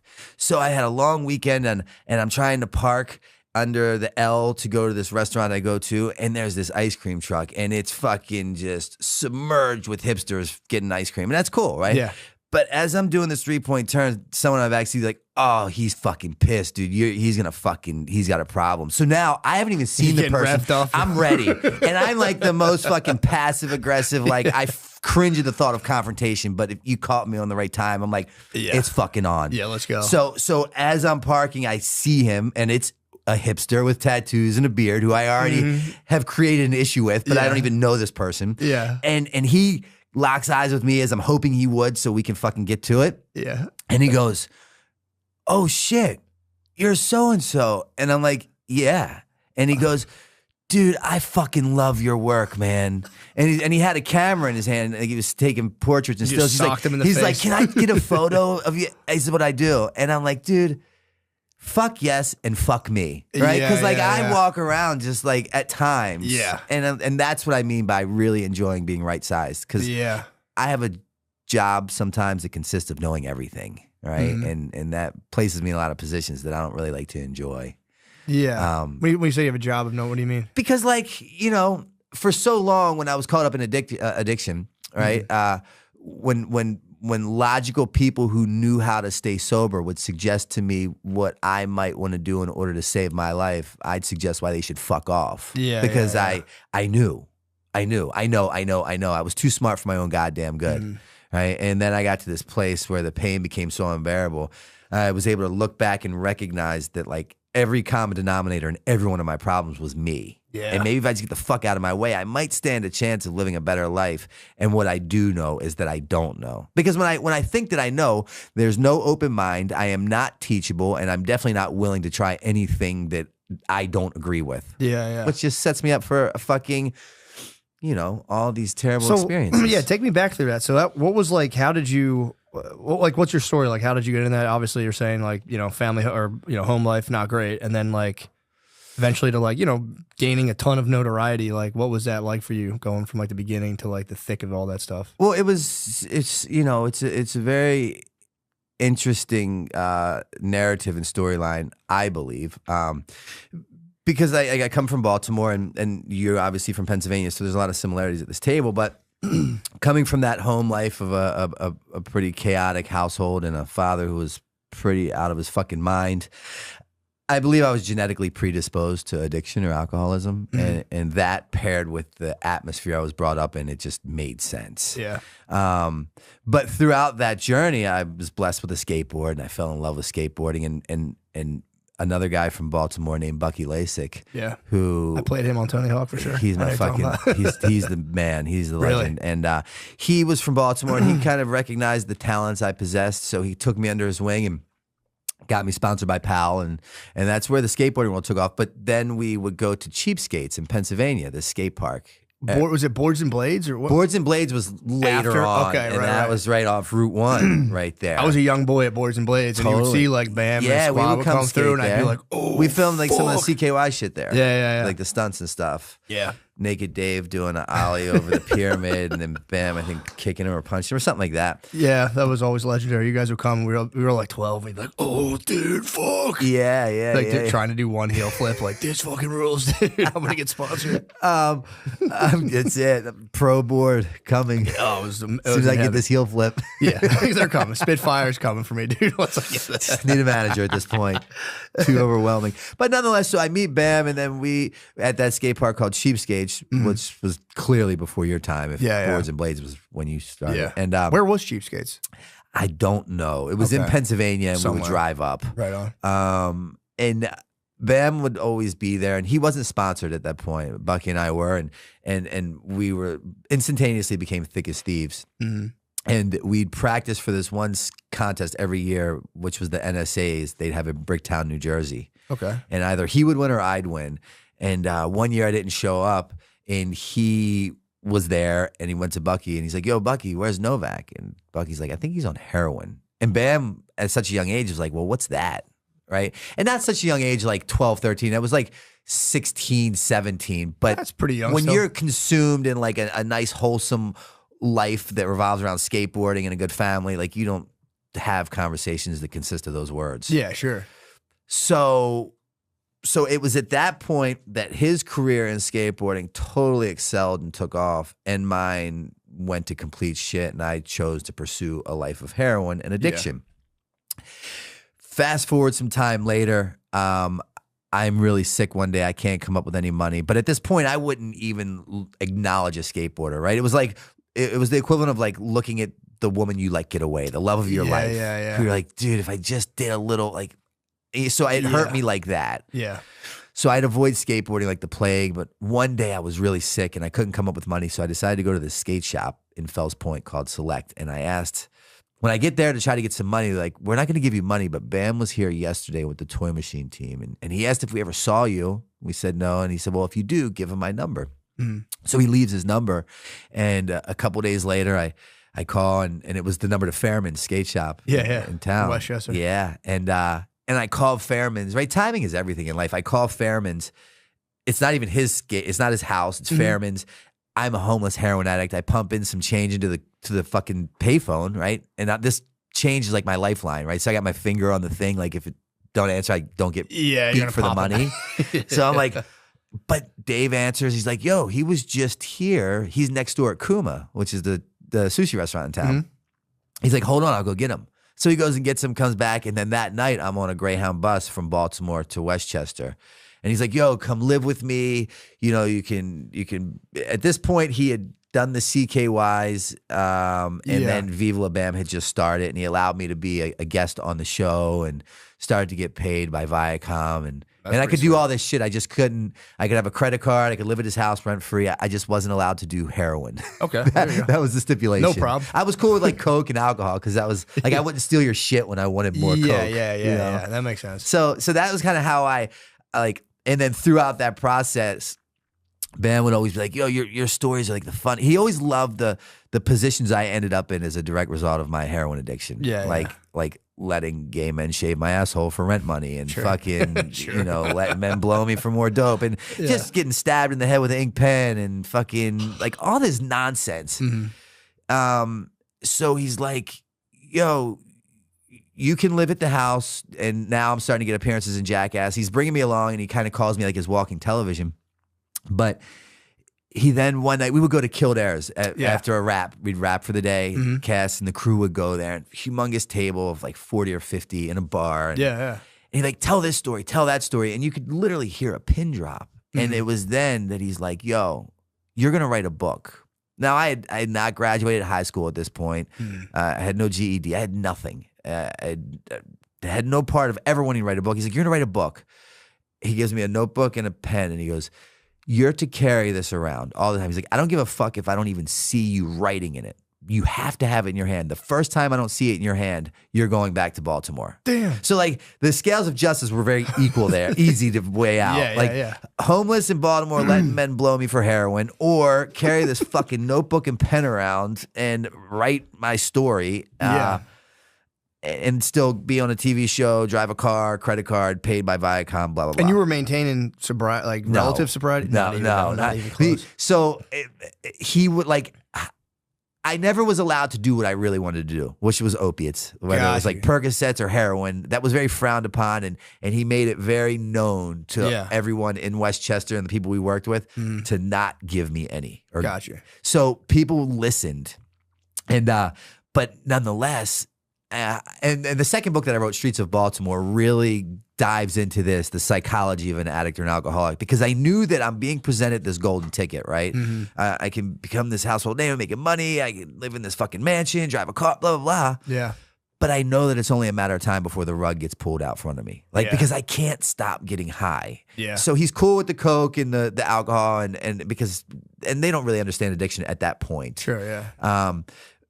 But like, inside of me, I can't wait to get back to Baltimore to fuck. So I'd tell him lies like I have to go back and get my favorite pair of jeans. And I'd fucking go back and end up there for 3 weeks. Damn. And just lost in Baltimore shooting dope.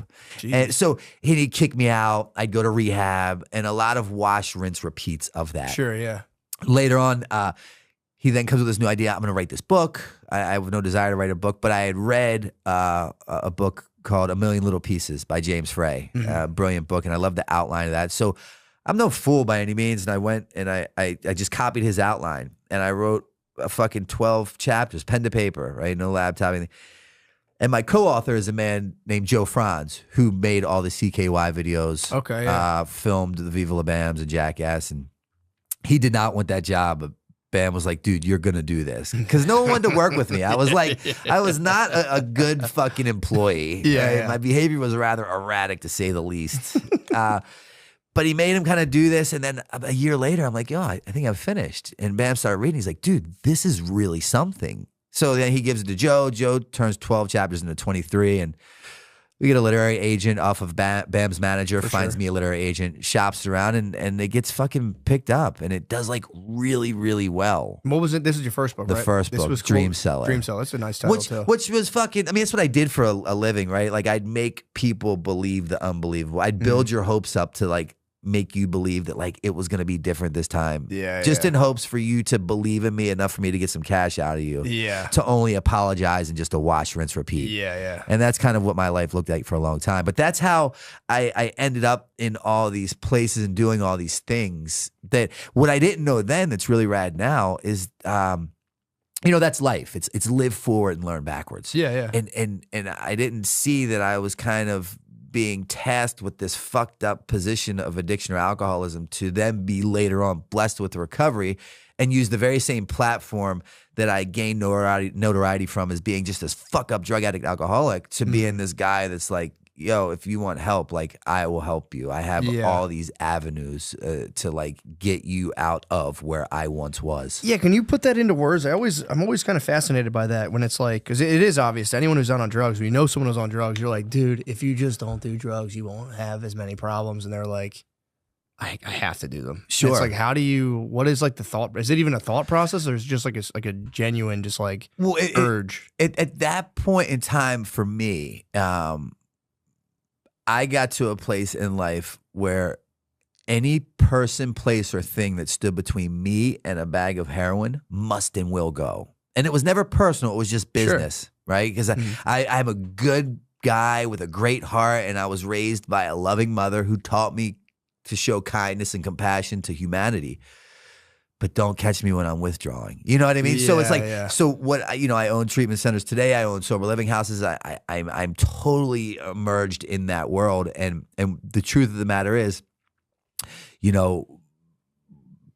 we are amazing people that have been diagnosed with a deadly disease that makes us make terrible decisions. That's the reality of it. Yeah. At least my story. Yeah. So you're saying like, I'm so like the process of like having, I guess, that urge versus like, you know, like you said, in some way you kind of know like, yeah, this isn't going to go well. So I remember, but you just have to, I have to do it. Prime example, we were kind of getting into it a little bit before we got on. I had just done a year in George W. Hill Correctional Facility, right? They let me out New Year's Eve. I'm living in Westchester, and I have an amazing fiance at the time who's now my ex because they continue to get between me and drugs. So they have to fucking go. Yeah. And she's moved our home while I was incarcerated. She redecorated it, really tried to love my addiction out of me. And I wanted to be done with it. I really did. That night I was released, I called up one of my buddies who rode with the Pagans, who partied with us in Westchester, and he brought over some Percocet 30s and a couple Xanax. Now, I had been sober for a year up to this point. Yeah. And I'm on parole. Like, I know what the deal is if I fuck up. I find myself in Ryan's pub in Westchester because I live right down the street, and I told my chick, because she'd watch me like a canine. I'm like, I just have to go up here to say hi to whatever. And I go, and I'm in the pub, and I'm sitting on the toilet, and the toilet paper dispensary is to my right, and I crush up 2 Percocet 30s and a half of Xanax, and I have it in my billfold, and I'm about to put it in my nose and sniff it, and I'm literally crying. I uncontrollably crying. I can't stop crying because I know that as soon as I do this, I'm going to begin that behavioral pattern that takes me where I don't want to go and makes me do things I don't want to do, but I can't control myself. Yeah. You know, like there's a good explanation room for logic at that point. Jesus, man. And that's kind of what my day in, day out looked like for a long time. Yeah, that's a good explanation of it. Because I know it's not like a thing with like words. It's just kind of like, you know, you also don't. And it's like, it's pretty fucking rugged, man. I remember that night, I'm in the bathroom, I'm doing this, and I could hear people out in Ryan, you know where Ryan's is, and they're having a good time. They're waiting for the ball to drop. They're laughing. They're fucking playing. They're cheersing. And I'm in the stall just crying uncontrollably with a fucking rolled up bill up my nose, getting ready to sniff everything I love away. Oh. And that's what addiction is as a whole. But it didn't start that way, you know? Yeah. How did you end up starting to do heroin? Because that was like a big jump from like skating. Yeah. Just like, was it the pills first? It was the fucking hallmark progression, you know, the alcohol, the weed, stealing the herb from the dad, and then the blow, because he sold a lot of blow. And things just progressively got worse, but mine was genetic. So, you know, I have a mother who was a nuclear physicist. I have a brother who is an attorney who works in the White House. That's awesome. I have a sister who works in the hospital my mother ran, but they are by a different father. I'm the only one by my father. Got you. He was an addict and his father was an addict. Yeah. So I believe I was fucked from the gate. Yeah, that makes sense. The thing now is that like, it's like, you know, my poison has become my medicine, and like it's turned out to be the biggest blessing that's ever happened in my life. Yeah, that is the thing with I feel like addiction. It is like it's almost like a weird spiritual practice if you think about it. You just kind of like, rather than like meditating, you're just getting so fucking high all the time. Totally. Your life just collapses, and then now you have to really kind of, it gives people, I think, a deeper appreciation for life if they make it through it. That's my and that's the thing, right? Because here's the reality, and this is why people are so just like frustrated with battling the disease of addiction. Statistics state, theoretical evidence dictates that I or anyone else that is sober are to be high or dead, right? Like the data collected, the analytics fucking from all over these studies that are given states that the majority of people die as opposed to find sobriety. Yeah. And I remember getting out of my last facility, and you know, BAM was always a constant theme throughout my life. And I stopped over and I saw him, and he's like, what the fuck? What was different about number 13 treatment center? Why not 12 or 10 or 6 or 4 or 3? He's like, what, did you have like a meeting with God or something? And I didn't say it to him because it's just too much for one to grasp. But in my mind, I'm like, yeah, I kind of did. Really? So that's what I've heard before. Wasn't that how what AA was founded on? The guy Bill and Bob went to like yeah. Carl Jung, and he was like, bro, either find God or you're toast. Yeah, in a way. So you know, I'm not religious. I don't particularly care for organized religion. Sure, but I'm insanely spiritual, and it's like, where is my spirituality if I judge your spirituality? So like acceptance is the answer to all in world. For sure. But I didn't understand that. See, the truth of the matter is, and this is a blanket statement that I'll make for anyone that's in addiction or in recovery, is that we didn't get here because we took the short bus to school. Quite the contrary. We end up here because we're too smart for our own fucking good. And then I land in a seat of a 12-step meeting or a treatment center that literally has the ability to save my life.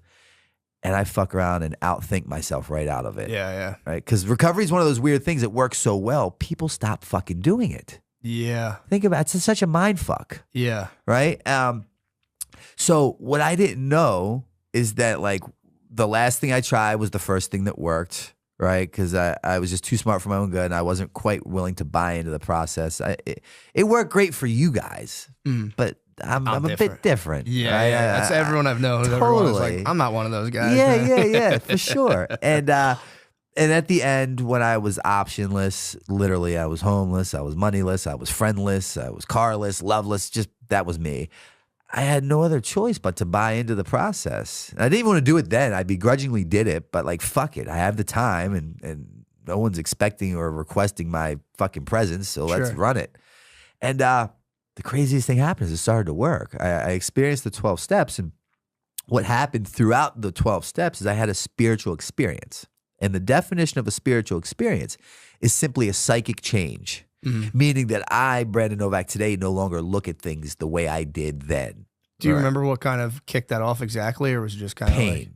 Like, Pain. I had to end up in a place where the pain was so fucking unbearable, right? Like to where my back was against the wall, and I had nothing else to do to get myself out of the position that I had created for myself. How long did that take? How long did that take of like doing heroin? Well, my overall resume with alcoholism and addiction was 22 years. Okay, wow. So, but the last 10 were really bad. Yeah. What did that look like in terms of like you're saying like the personal pain? Was it like obviously like there's probably physical discomfort and all that stuff, but like just like alienation from everyone you've ever known? Were you like kind of like kicking yourself over like how much better things could have went? Like what was like the real primer? All of the above. But what I didn't know then that I know now is that each one of my attempts at trying to find recovery were not failures, despite me thinking they were. Because like I would use in treatment, I'd get kicked out, I'd leave, I'd use the same day. And as any blessing happens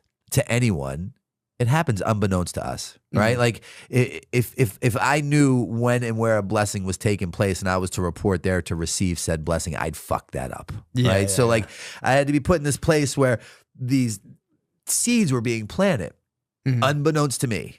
And then finally, on that day where the appropriate amount of pain was created, where it became so unbearable that I was finally willing to do what I had never been willing to do, which is become open-minded just long enough to pick that phone up, ask for help, and then the craziest thing ever, but fucking follow through with it. I started to see that like none of this was what I thought a failure. Like it all played its part when it was supposed to, so that finally when the opportunity met the appropriate time, an event was going to take place that was going to create this outcome unlike anything that I could wrap my feeble mind around. And I saw on my way into that last treatment center, like it's like the skies parted and I walked across the sea and everything they said made sense, and just like it hit me. And I knew that like, I get it. It makes sense now. Yeah. It all makes sense. And so you knew even just heading while on the way there, you're like just something flipped. Because they would be like, dude, I own facilities now, and my favorite thing is to run groups with my clients, and I can't get enough of that. And I'm like, who in here thinks that you're in here because of drugs and alcohol? And the majority of them raise their hands. And I'm like, you're all fucking wrong. That's not why we're here. The drug and the alcohol is not the problem. So right out of the gate, no wonder you keep repeating your behaviors, because you're fighting the wrong fucking opponent. You're in the wrong ring. You're going to lose every time. Yeah. Right? The problem is the thinking and the attitude and the behavior. Right? So as long as I continue to repeat the behaviors, I'm going to repeat the outcomes where I end up in a place where the only answer is a shot of heroin or a glass of wine. Yeah. So once I realized the alcohol is the solution, not the problem, I've now identified, right, who my opponent is. It's my behaviors. So I had to change my behaviors to change the outcomes. I started to then gain a better understanding of the reality of my situation. And what I learned is the reason why I got beat so bad is because I always underestimated the opponent that I was up against because I was the great I am. And B, I never gave it the time, attention, or respect it deserved. Yeah, and you're talking, when you say that, you mean like yourself, basically? Or like, because it sounds to me like it's like you were saying, like, fucking heroin, fucking keep making me fucking do it. When in reality, it is like, it's yourself. And nobody, even without drugs, nobody wants to admit that like they're a complete problem. Exactly. And again, this isn't just substitute the word drugs for whether your things porn, sex, food, shopping, gambling, fighting, fucking, whatever. Yeah. Right? These are the solutions to the problem. And you were talking about it during COVID, right? Prior to COVID, you'd walk around with all these narratives of these people. And then all of a sudden in COVID, and it made me think of it, we were kind of forced to be with ourselves, by ourselves, to look at ourselves, which is what we avoid by fucking fighting, betting, shopping. You know what I mean? And then I start to look at me, which is why I got high for so long, right? To escape the shitty reality I created for myself as a direct result of continuing to shoot dope. And then finally, when I got to a place where I could start looking at me, I realized that I'm the problem. Right? Yeah. There is no their part. And the longer I think that there is a their part as to why I'm this way, I'm just the victim. So now I'm going to drink because of my shitty life. And you would too if you had a life like mine. I'll justify why. Right? The brain is the fucking problem in every area of life. Yeah, dude. It does. It can fuck you up, man. It can really fuck you up. You can do anything and just be like, get something in your head like, oh, I'm not good enough. Totally. And then it just snowballs. Out. Yeah. It's kind of fucked up. It's insane. But if you're aware of it, then it's worth its weight in gold. Yeah, true. And now, like, the longer I stay sober, the more work that I do, it's amazing. What I do know is that I don't fucking know. And I don't take credit for any of this. Yeah. How long have you been sober for? Coming up on 10 years. Oh, nice. So it's been a while. Yeah. And now all I do, I dumb my way into this shit. Yeah. And now I always say I came into like sobriety as a king. And I worked my way up the ladder to become a humble servant. And the more people I help, the more I give away, the better my life is, the more I gain in return, which makes no sense. Yeah. Right? Like in any business transaction, if I give you something I have, I'm to walk away with less. In this weird, magical, spiritual world of recovery, anything that I give you, I'm walking away with more. Yeah, dude, that I remember that was like a weird shock for me when I went to school for social work for a while, a couple years ago, and I would get like inmates housing. That was like a thing I did for like one of the field placements. And then there was this one guy who was a fucking pain in my ass. He'd always like call me and just be like, "You're not doing shit." Blah blah blah. Sure. He was under the gun because they were going to take his kid, a bunch of shit if he didn't find appropriate housing. And I remember the day I found him a house, we're both in this place, and I called him up. And I was like, "Yo, dude, we got it." And we both were so happy. And I was like, that was such a funny. Yeah. For something so dumb. I mean, it's a big deal. It's a house. But I remember like I won this like comedy contest and I was like, this is it. And then I got the guy a house and it was literally the same feeling. Again, it was the same exact feeling of like timing and opportunity meeting to create a beautiful outcome. But it is a weird thing. That was like a weird thing for me when I was like, oh, you can get just as happy for doing nice things for people as you can, like, achieving some sort of personal victory. Any monetary fucking victory. Exactly. And it's like, it is honestly, I would argue that like when you do something like awesome for a person, I think it feels better than if you just like kill it in some way with like a sales thing. Straight up. Yeah. And that's the thing. No matter how much, for me, what I did for the majority of my life is I just like rearranged the furniture on the Titanic, right? For years, and I swore that this way was going to be the proper placement to make sure my ship doesn't sink, and it would always do that.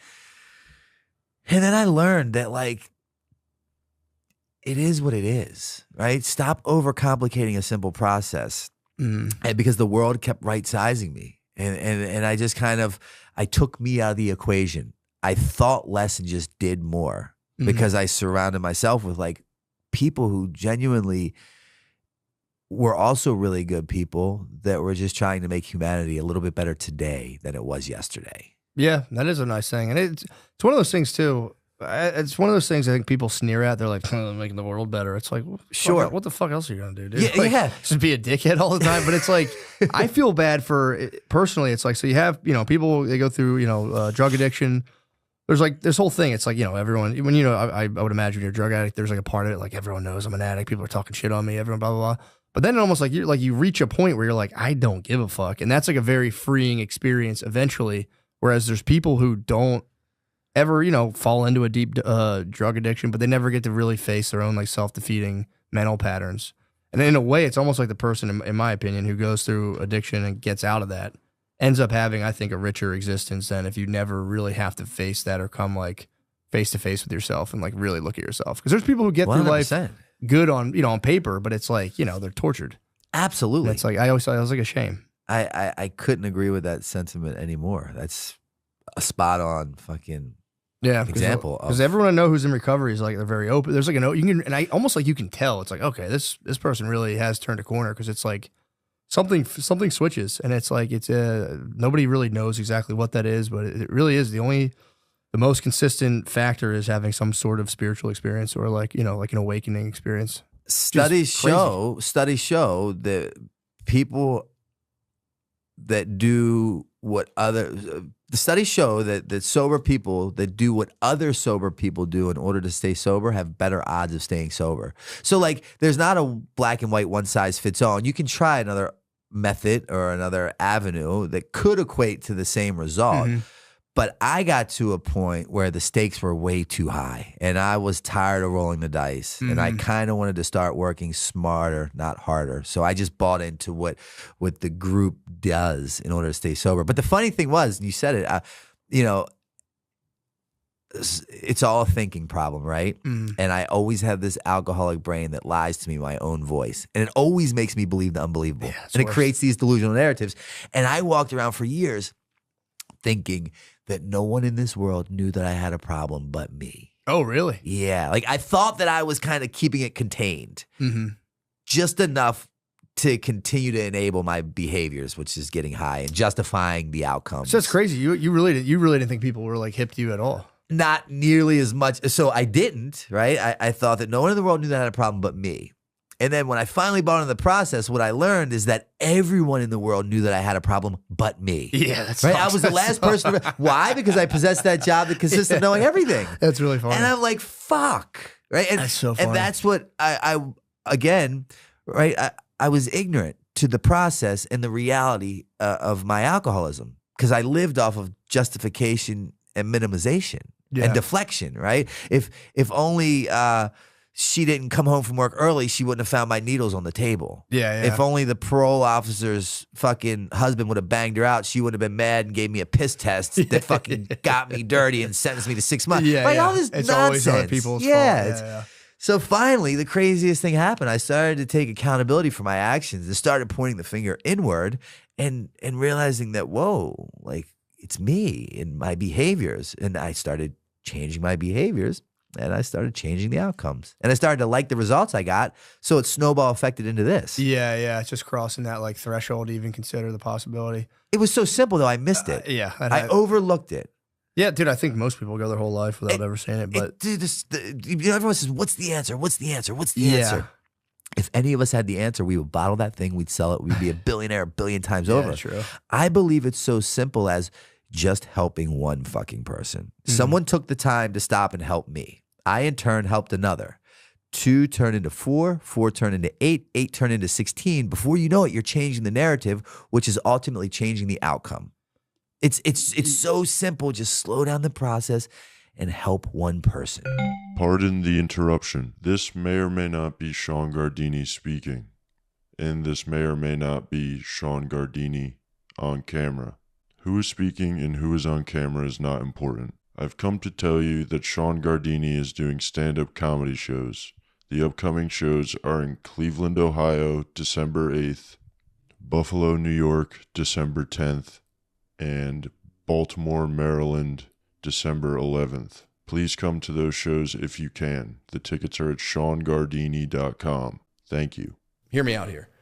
I failed to promote my shows in the Irvine Improv, SoCal, I'm so fucking SoCal. I forgot to do the ads or make a flyer for the Irvine show. Oops, my bad. It's next weekend. Thanksgiving weekend. Friday, November 29th. Saturday, November 30th. 2 days, faux shows. Come out to motherfucking Irvine Improv. And I'll be honest, I'm not just saying this because I'm doing a show. I love Irvine. Irvine was the first place I went to in California. And I was telling someone recently, I'm like, I fucking love Irvine. And they lived in LA and like, are you kidding? Are you trying to be funny? I'm like, no, why? And apparently everyone from LA just snubs Irvine. Like, I would never. Fuck you guys, dude. Irvine rules. LA's fucking bullshit. Irvine, we're talking Laguna Beach. We're talking motherfucking Newport Beach, conservative ass stronghold down there in SoCal, dude. Shit. Come out. I love Irvine. It's literally the first place I went to in California. I'm very excited to go there. I'm going to bring my whole motherfucking family. We're all going to do Thanksgiving out there. It's going to be sick. So Irvine Improv, Friday, November 29th, Saturday, November 30th. Let's go. Let's show these LA fucking pussies, dude, who's really fucking SoCal. They're not fucking SoCal. They're north of Irvine, bro. Yeah, so how did you get into the recovery homes? When did you start that? And like, what was that like? I had my get well job was washing dishes for $6 an hour in Levittown, Pennsylvania. Oh, nice. At a diner called Mary Ann's. At 38 years old, I'm busting suds in the back with a coworker who's fucking 14. Damn. My brain told me that, and this is after skating, jackass, fucking author. Yeah, yeah. My brain told me I should have, at the very least, been the president of the United States. And I'm fucking busting suds with Brian here for $6 an hour. Yeah, what was that like? Struggling. I had heard the word humility, and it sounded fucking cool, and it rolled off the tongue right, but try swallowing that fucking thing. I'm 38 right now, dude. Yeah. If I had to bust a suds. Imagine fucking you leaving here and going back to Levittown, Pennsylvania, to Mary Ann's Diner. Shout out to Rich, and they were great guys, and the owners, and busting suds for $6 an hour. Next to a 14-year-old How long did you do that for? 1 year. That's long. That's I had no idea what my next move was going to be. Right? Yeah. Because my qualifications didn't state that I had any, like, special qualities. I know what you mean. You can't be like, yo, let me hop on a TV show real quick. Yeah. Or like, let me fucking, I don't own a computer. I skipped that whole, I went from skating to heroin. Yeah, I wrote my book, pen and paper. I can pawn laptops great. I don't use them. Even to this day, I don't email. I got my first ever computer during COVID. I used it 7 times and gave it the fuck away. Really? Yeah. So are you all like, do you fuck with like the Instagram and all that stuff? Yeah, Okay, I so like you do that. But like the thought of an app gives me anxiety. I got what you're saying. Yeah. Right? And I'm just like stubborn by nature. So you're busting the suds for a while. Then how did you get into the recovery space? But I started like that job that I thought was so fucking beneath me turned out to be the foundation of who I am today. And I think by social standards and regards, I could be considered a pretty successful guy. I have all these different businesses and properties and blah, blah, blah. But it all came from washing dishes. I started to like show up early. I'd stay late. I took pride in washing these dishes. I called out 1 day in a whole year because of a snowstorm. Like those behaviors started to change. And my outcome started to change. I started to become self-sufficient. For the first time in life, I was paying my own recovery house bill, $165 a week. I was buying my own groceries, my own cigarettes, not relying or depending on anyone. Yeah. I stopped like, and then what happened was, someone asked me to speak at a candlelight vigil for someone who had passed away. And because, the 12-step program, AA, it's anonymous. So you don't know really what's going on there. But when I spoke at that candlelit vigil for people who had lost their lives, someone had filmed it and it started making its rounds on social media. And then an organization reached out to me and they're like, would you like to come speak at our facility in Florida? And I'm like, sure. And they put me up at the W in Fort Lauderdale in the penthouse. And I'm like, what the fuck? Are they going to ask me for a donation? I wash dishes. Yeah, and they had come up with this whole design, right? Again, the blessings taking place unbeknownst to me. If I knew any of this was going to happen, I'd fuck it up royally. Sure, yeah. And they had put together this whole plan and presented it to me. And I'm like, dude, I didn't even know this world existed that I live in today. Mm-hmm. And it just kind of gave way. And I bought into what they would say. And in those meetings, they'd say, in order to keep what you have to give it away. And sure, yeah. This is cliche as shit. And I vowed to myself that when I was in a position financially, I was going to recreate that sober living house I lived in. That's cool. And do for others what it had done for me. So literally on my 5th year anniversary, I opened up in Wilmington, Delaware, my very first men's sober living house called Novak's House with 10 beds. And that has since turned into 7 houses for men and women in Wilmington, Delaware with 75 beds. And I fucking travel the world, and I have generous friends or just strangers that want to give back, and they occasionally stroke a check, and they provide money that I have in the scholarship fund. And my mission is to provide a bed for anyone in need of sober living after completing a treatment center. I refuse to let price be a deterrent as to why someone can't get help. And then, cool. Unfortunately, the demand was met. I kept fucking expanding, and I really wish that wasn't the case and these didn't even exist. Sure. And I'm like, dude, I can help more and I can be better. So then I created Redemption Addiction Treatment Center in Wilmington, Delaware. Well, in Newport. Okay, yeah, that's right next to it. Right down there, yeah. And it's an outpatient facility where people come during the day, 5 days a week, or nighttime groups. Mm-hmm. And I always tell people I'm on par to create like a David Koresh Waco, Texas compound vibe, nice. Minus the gun and the fucking religion.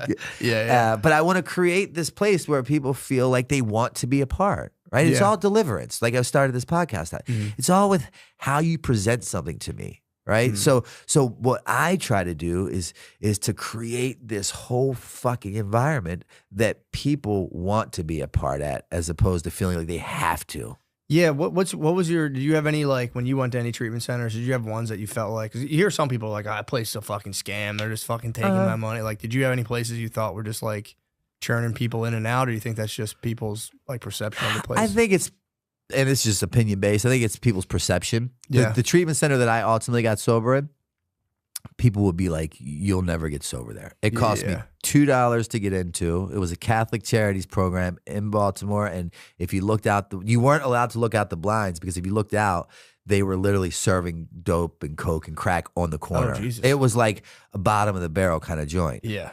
But I believe it takes what it takes until it takes. And who are you or I to say what it will be for it to take? That makes sense. It's between you and the maker of whatever you choose to fucking call it. Because it's not like once you get to this appropriate program, they give you this secret pill for the cool kids. It's fucking recycled rhetoric that you hear in all the facilities. Yeah, it's like, fuck. Yeah, that does make sense. I believe the perfect treatment center is whichever one you get sober in. Yeah. And I didn't have a say. Like, I didn't get to pick my sober date. True. Again, that was a blessing. Yeah, like they gave you the right massage. Yeah, and like the place finally was they fucking gave me a happy ending with a massage, and they played my favorite song. That might turn me around. And I come God, and here we are. I'm the spiritual fucking guru. Fuck your way into recovery. That's not the deal. Yeah, true. I wish. There is a very unsexy element to it where you're saying, like, yeah, you can be in like a place that people think sucks really Straight badly. up. It really is a wholly internal process. I'm a firm believer you can get sober in a fucking pub sitting on a bar stool with a bottle of Jack in front of you if you're ready. Yeah, Straight up.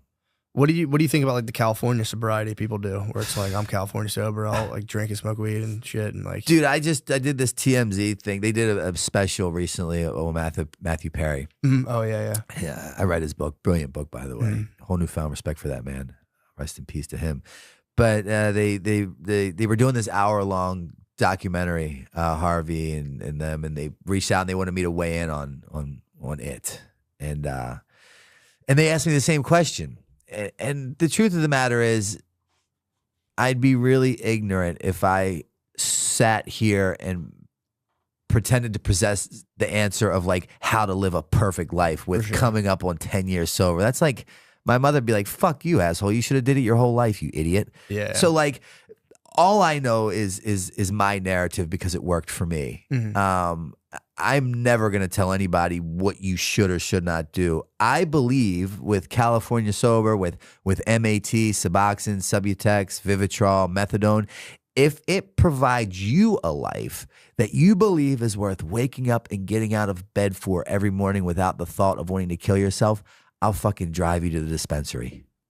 Who, you know what I mean? Like, Sure, fuck yeah. me for thinking that I have the answer. Yeah, I just have my narrative. So what I always say is that when I'm kind of giving a talk or working with clients, if you can find more similarities than differences, it might make sense to pay attention. Yeah. But if not, that's cool too. Yeah. Right? Because everyone at the end of the day, you're entitled to your own process. You were entitled to have that realization during COVID of like being a fucking asshole to strangers that did nothing to you. Sure. And if I would have robbed you of that process, you might not have come to the conclusion that you have today where just being kind is the right way. Yeah. So looking back, if anyone would have robbed me of one less fucking sleepless night I caused my mother or pain that I made everyone endure, like I might not be here today. Yeah. That makes sense. So Yeah, it's kind of a personal yeah. timeline for everybody. For sure. And it's like, and I'm not saying that my way is the right way. It's just my fucking way. Yeah. You know? Because I know that's a big battle. When I was in social work school, there's like people who are like, it's called like harm reduction versus people who are like, nothing, you better knock all that I'm shit a big the fuck harm up. reduction guy. Yeah, and at the end of the day, it's like, who the fuck, like, that's between them and their higher power. Yeah. Like, all of a sudden, I believe I'm God and I can predict what your fucking best outcome will be for your life and your situation. Fuck. Yeah, true. And I'm a spiritual guy, and if I'm a spiritual guy like I say I am, where's my spirituality if I judge your spirituality? Yeah. Right? So, like, I believe my higher power is everything. I think it's crack. I think it's heroin. I think it's life, death. It's like, what's love without sadness? What's joy without sorrow? Mm-hmm. Right? You have to have all these. Without those fucking overdoses, without life support, without fucking ruining my life, I would not be the child of, I hate to say God because people are like, oh, this religious fuck, but a child of God today who I really like do my best to help humanity. I wouldn't be here. I'd still be in that position of like, what the fuck's wrong with you? You think you have it figured out, you fucking idiot? You deserve what you get. Yeah. And that's where I'd probably be. Yeah, well, it is funny. People, I've talked about this before, but it is funny how that is like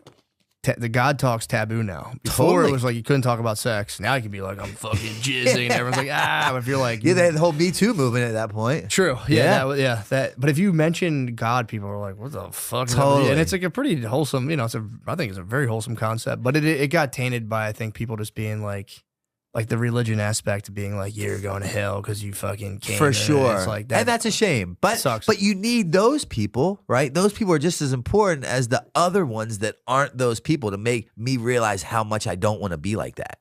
Because without those people, I'll turn into that person. Yeah. Because I don't have like a warning sign or like who I don't. I need the bad to remind me what I don't want to become, so I practice good. Yeah, and I wonder if it's gonna like, because even like religions, like concepts of God, like go through waves where it's like we used to think it was like fucking fire, and now we are like there's like the mythological hero of like there's these entities in the sky that we can like be like, hey, please help us.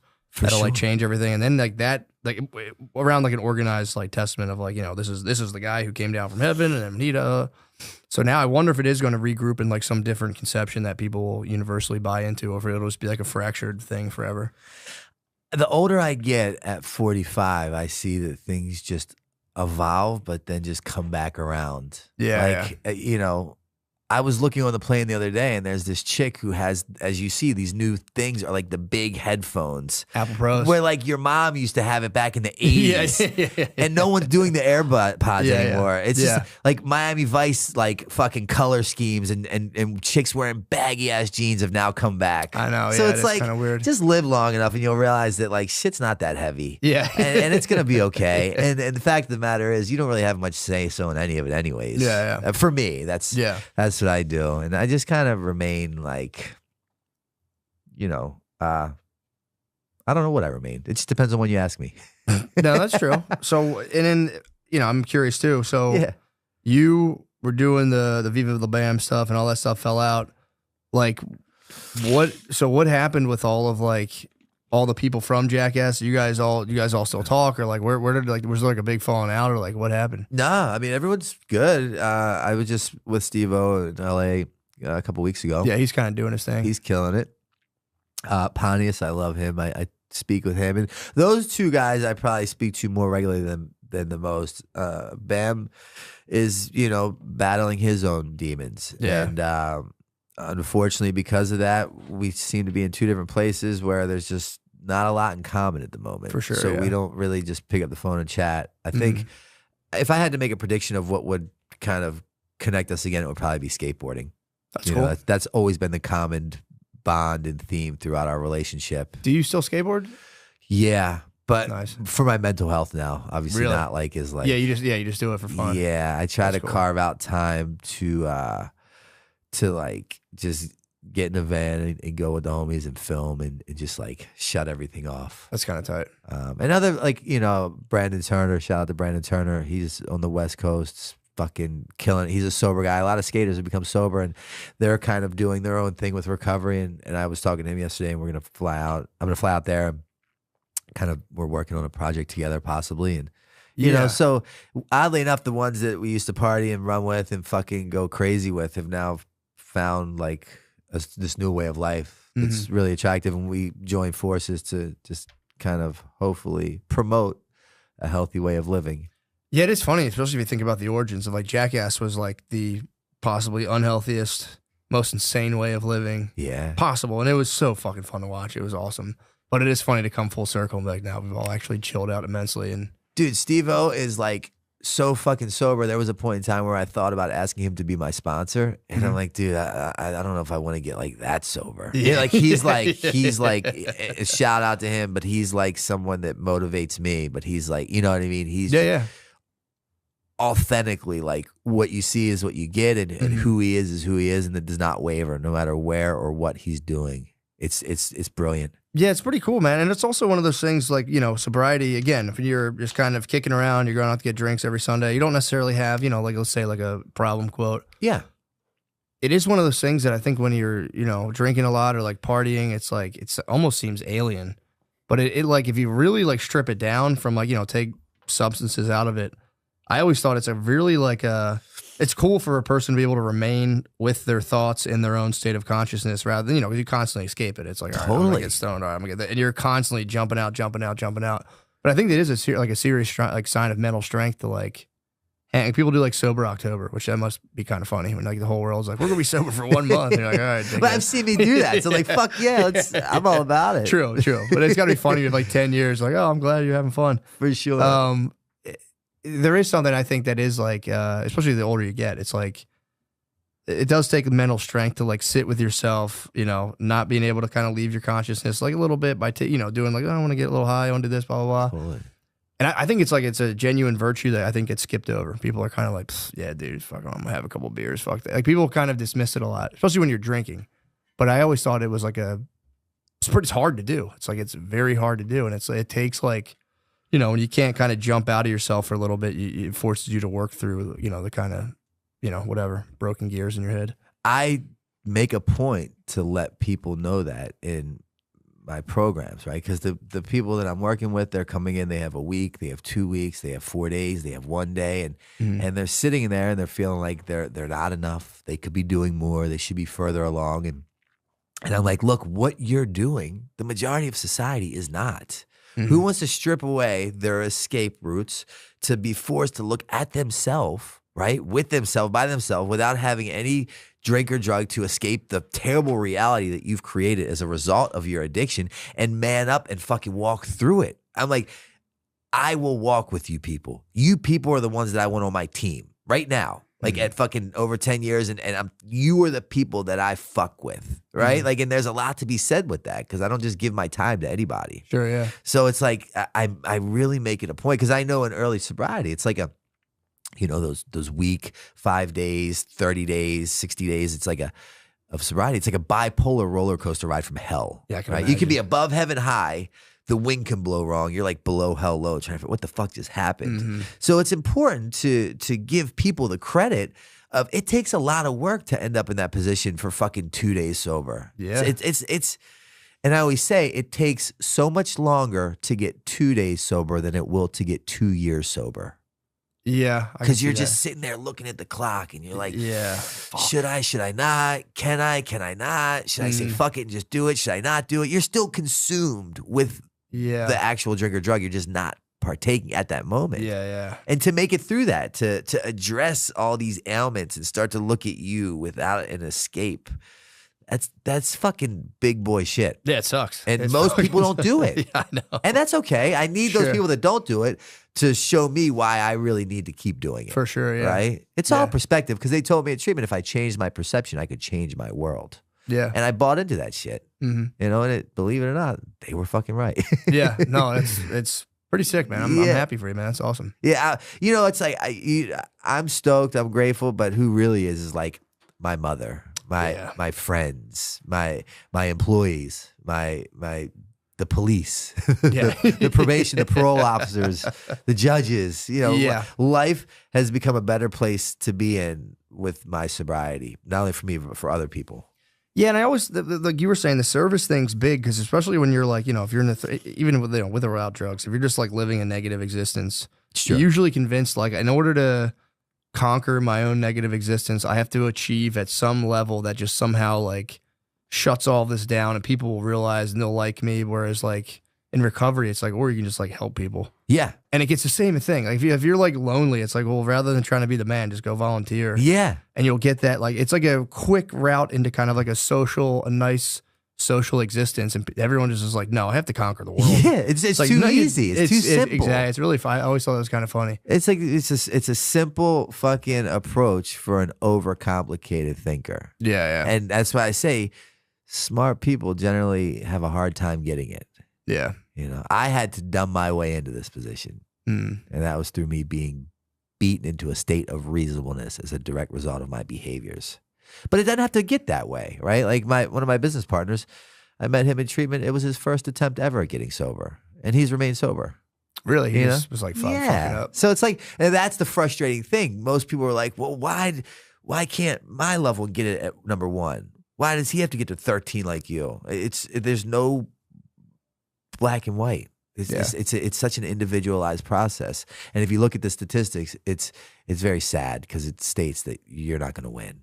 Yeah, but I'm here to fucking say, like, you fuck that. Yeah, Like, not only am I going to win, I'm going to fucking kill it. I'm going to own it, and it's going to turn into be my biggest blessing. Yeah. And if I can do it, so the fuck can you. There's nothing different between us except for what I was willing to do. Yeah. I mean, and I'm sure that's got to be like, it's really rewarding too. Like you were saying, having the groups and like seeing like even a couple people kind of take off. Because I guess if you really look at the recovery homes as like, if this doesn't work for me, this whole place is bullshit. Or being like, dude, for sure, someone's got to do something. What is it? Is like the opiate with overdoses going down? Are they still going up? Or like, I'm not a big stats guy. I don't look at numbers. I just kind of fucking remain ignorant to it and live in my own world. Yeah. Well, you don't hear about it as much anymore. It like dominated everything for a while. After COVID, alcohol became a big thing. Oh yeah. Yeah. So I have a lot of alcoholics in my facility now. Gotcha. And then meth's making a pretty big meth made big push. Wow, comeback. A lot of people got off heroin or fentanyl with meth. Yeah. I've heard. I've known people who have like off the heroin, meth comes into the picture, and they're like, "Damn, I'm actually super productive." And then, I work with the DEA. I'm like a keynote speaker for the DEA at these summits that they have all over the nation. And I was just doing an event with them in St. Louis, and they were like, "Yeah, cocaine's making a big comeback. We're fucking busting down big shipments of cocaine." So. Kind of like how I said Miami Vice was cool again. Like crack could be cool again soon with like the 80s. You know what I mean? Yeah. Like that's usually how the world works. Do you think they should legalize drugs? Do you think that'd be easier to help people, or do you think it would make things worse? I think so. I don't know about legalizing it, but I do believe in like safe injection sites. And Philly was going to be the first place to do that. Yeah. And then they shut it down at the midnight hour. And their fear was that like it could trigger others in the community to want to get high. And maybe that's the case, but for me, I would never walk past a safe injection site and be like, I think I want to go in there and shoot up heroin. Yeah, I don't think it would. I think they did this in London or Britain, whatever, years ago. And I believe it works. In Sweden, I think maybe. Yeah. And what I think would be beautiful about it is you use it as a portal, right? It's a major harm reduction approach. They give you clean needles, clean water, clean cotton. And they test, obviously, the drugs. And then they test the drugs. And the majority of the people that are in there don't really want to be in there anymore. That's kind of what It's lost its allure. Exactly. You're in like a doctor's doctor's bench. Yeah, you're being fucking monitored as you shoot up with some weird guy to make sure you don't die, to inject you with Narcan. So at the very least, when you do say you're ready, bam, we have avenues to get you. Yeah. But now check this out. Me being a major advocate for that, right? I own where I live in Old City, right, in Philly, and a really nice place. And someone said to me, they said, well, would you want it next to your house? And I'm like, no. Yeah, because it fucked my property value up, right? And I'm just being transparent and open. For sure, I'm like, for sure. So there's two sides to every fucking coin. Yeah. Yeah, that's true. Yeah, then, you know, again, with that, you're going to have people like pop a door handle and all this shit. And it's like, yeah, because you're like. Straight up. Not So here. I really just try to remain like Switzerland in a lot of fucking plays. That makes just sense, neutral yeah. and adapt accordingly. At least you're honest, because I heard people be like, I wouldn't care, and it's like, yeah, you sure? Yeah. And, you know, that's just the truth of the matter. Now, not saying that like, you know, if the opportunity presented itself and they were going to do it, I would still back it. But in my mind, I'm like, but couldn't you just go a neighborhood over? You know what I mean? Like, I wouldn't vote no on it. Let's put it that way. I would not vote no on it, but I would definitely vote for it to be in the next neighborhood over. For sure. Yeah, you that know? makes sense. Everybody would. Yeah. So it's just, you know, I don't know. It's such a individualized thing. I don't know what the approach is except for just taking the time to help one person. Yeah. That's it. One person. True. And that one person who helped me. Just think about all the heroin that I stopped injecting, all the people I stopped hurting, the one less needle that's being found on your kid's playground because I stopped shooting up. Yeah, man. Like, it goes that far. It's crazy. And again, like you were saying, like people, you get kind of mired in the cliche of it, but it is pretty nuts to think about that. Like if that guy that day had been like, fuck him, I don't feel like doing Straight this. up. Like you were saying, your mom's upset, but you're burning bridges, you're ripping shit off, you're going to jail, all the shit. And it's like, pretty crazy when you think about the ripple effect. And I believe that that's the approach that will change the outcome. I mean, it's put it this way. So in Delaware, where all my sober living houses are, my treatment center as well, we really wanted the community to see, because in there they said, well, we don't really want them in our neighborhood, right? I get it. So one of the stipulations with Novak's house is when it snows, you have to go out and you shovel your neighbor's porch and their driveway, and like you be kind to humanity and society. And then that was working, and it snowball affected into the guys and women living in Novak's house. They started getting jobs within the community. That's cool. And then the people who owned the businesses that started hiring the Novak's house clients, they saw something different in them. Same thing that happened to me. I'd show up to work early. I'd stay late. I took pride in washing dishes. They're like, where are you? What's, because they aren't, it's just different. And they're like, where are you from? What's the backstory? Like, oh, we live in this place called Novak's House. It's a sober house. And what the business owners within the community did on their own, I wish I could take credit for this, is they created a private Facebook page called Novak's House Hires. And if any of these businesses need employees, they put a post up that goes to the Novak's House only. And then if any of the Novak's House people need a job, they put their resume or what their qualifications are. Oh, that's cool. Because like they're seeing the good that they're creating through the ethics and behaviors. And like it's taking on a whole life of its own, right? So like it snowball effects, you know, then it opens the window for people wanting to hire people in recovery, where before it was taboo, it was shied away from. You don't do that. They'll rob you. They'll lie to you. They'll steal from you. I'm here to prove that that's not the fucking reality. Nice, of man. all of, but like for sure, I know what you're saying. Yeah, it can be done. But you know, the old saying is, if you haven't been ripped off in AA, you're not helping enough newcomers. So it's like, no, that makes sense. But that's fucking awesome, man. Yeah, and again, I'm not creative enough or intelligent enough to create that. It's just me stepping out and letting the process play out. Oh yeah. Well, dude, I think that's it, man. Thank you so much, bro. I really appreciate that. I enjoyed this. I'm pumped to hear about that, and I enjoyed it too, man. I'm really happy to hear, you know, it's good to hear people taking their time to help the world. Like that's still a thing, because I think a lot of people for sure just get so, and it's not like a bad thing. I would say I'm guilty of it too, getting consumed in the rat race. I'm the worst. Yeah, I have to jump out of it every day. Straight up. What the fuck am I doing with myself? Yeah, once you hit to that point where you hit the wall, right? Yeah. Daily, yeah. Same. I wake up every morning with a brain that wants to fucking kill me on a layaway plan. Yeah. Right? Install in a plan of just like one fucking defect at a time. Yeah. So anyone out there that might need help, you can reach me directly at 610-314-6747. call me. And if you need help with getting treatment. Nice. Well, thank you so much. Love you, brother. See you.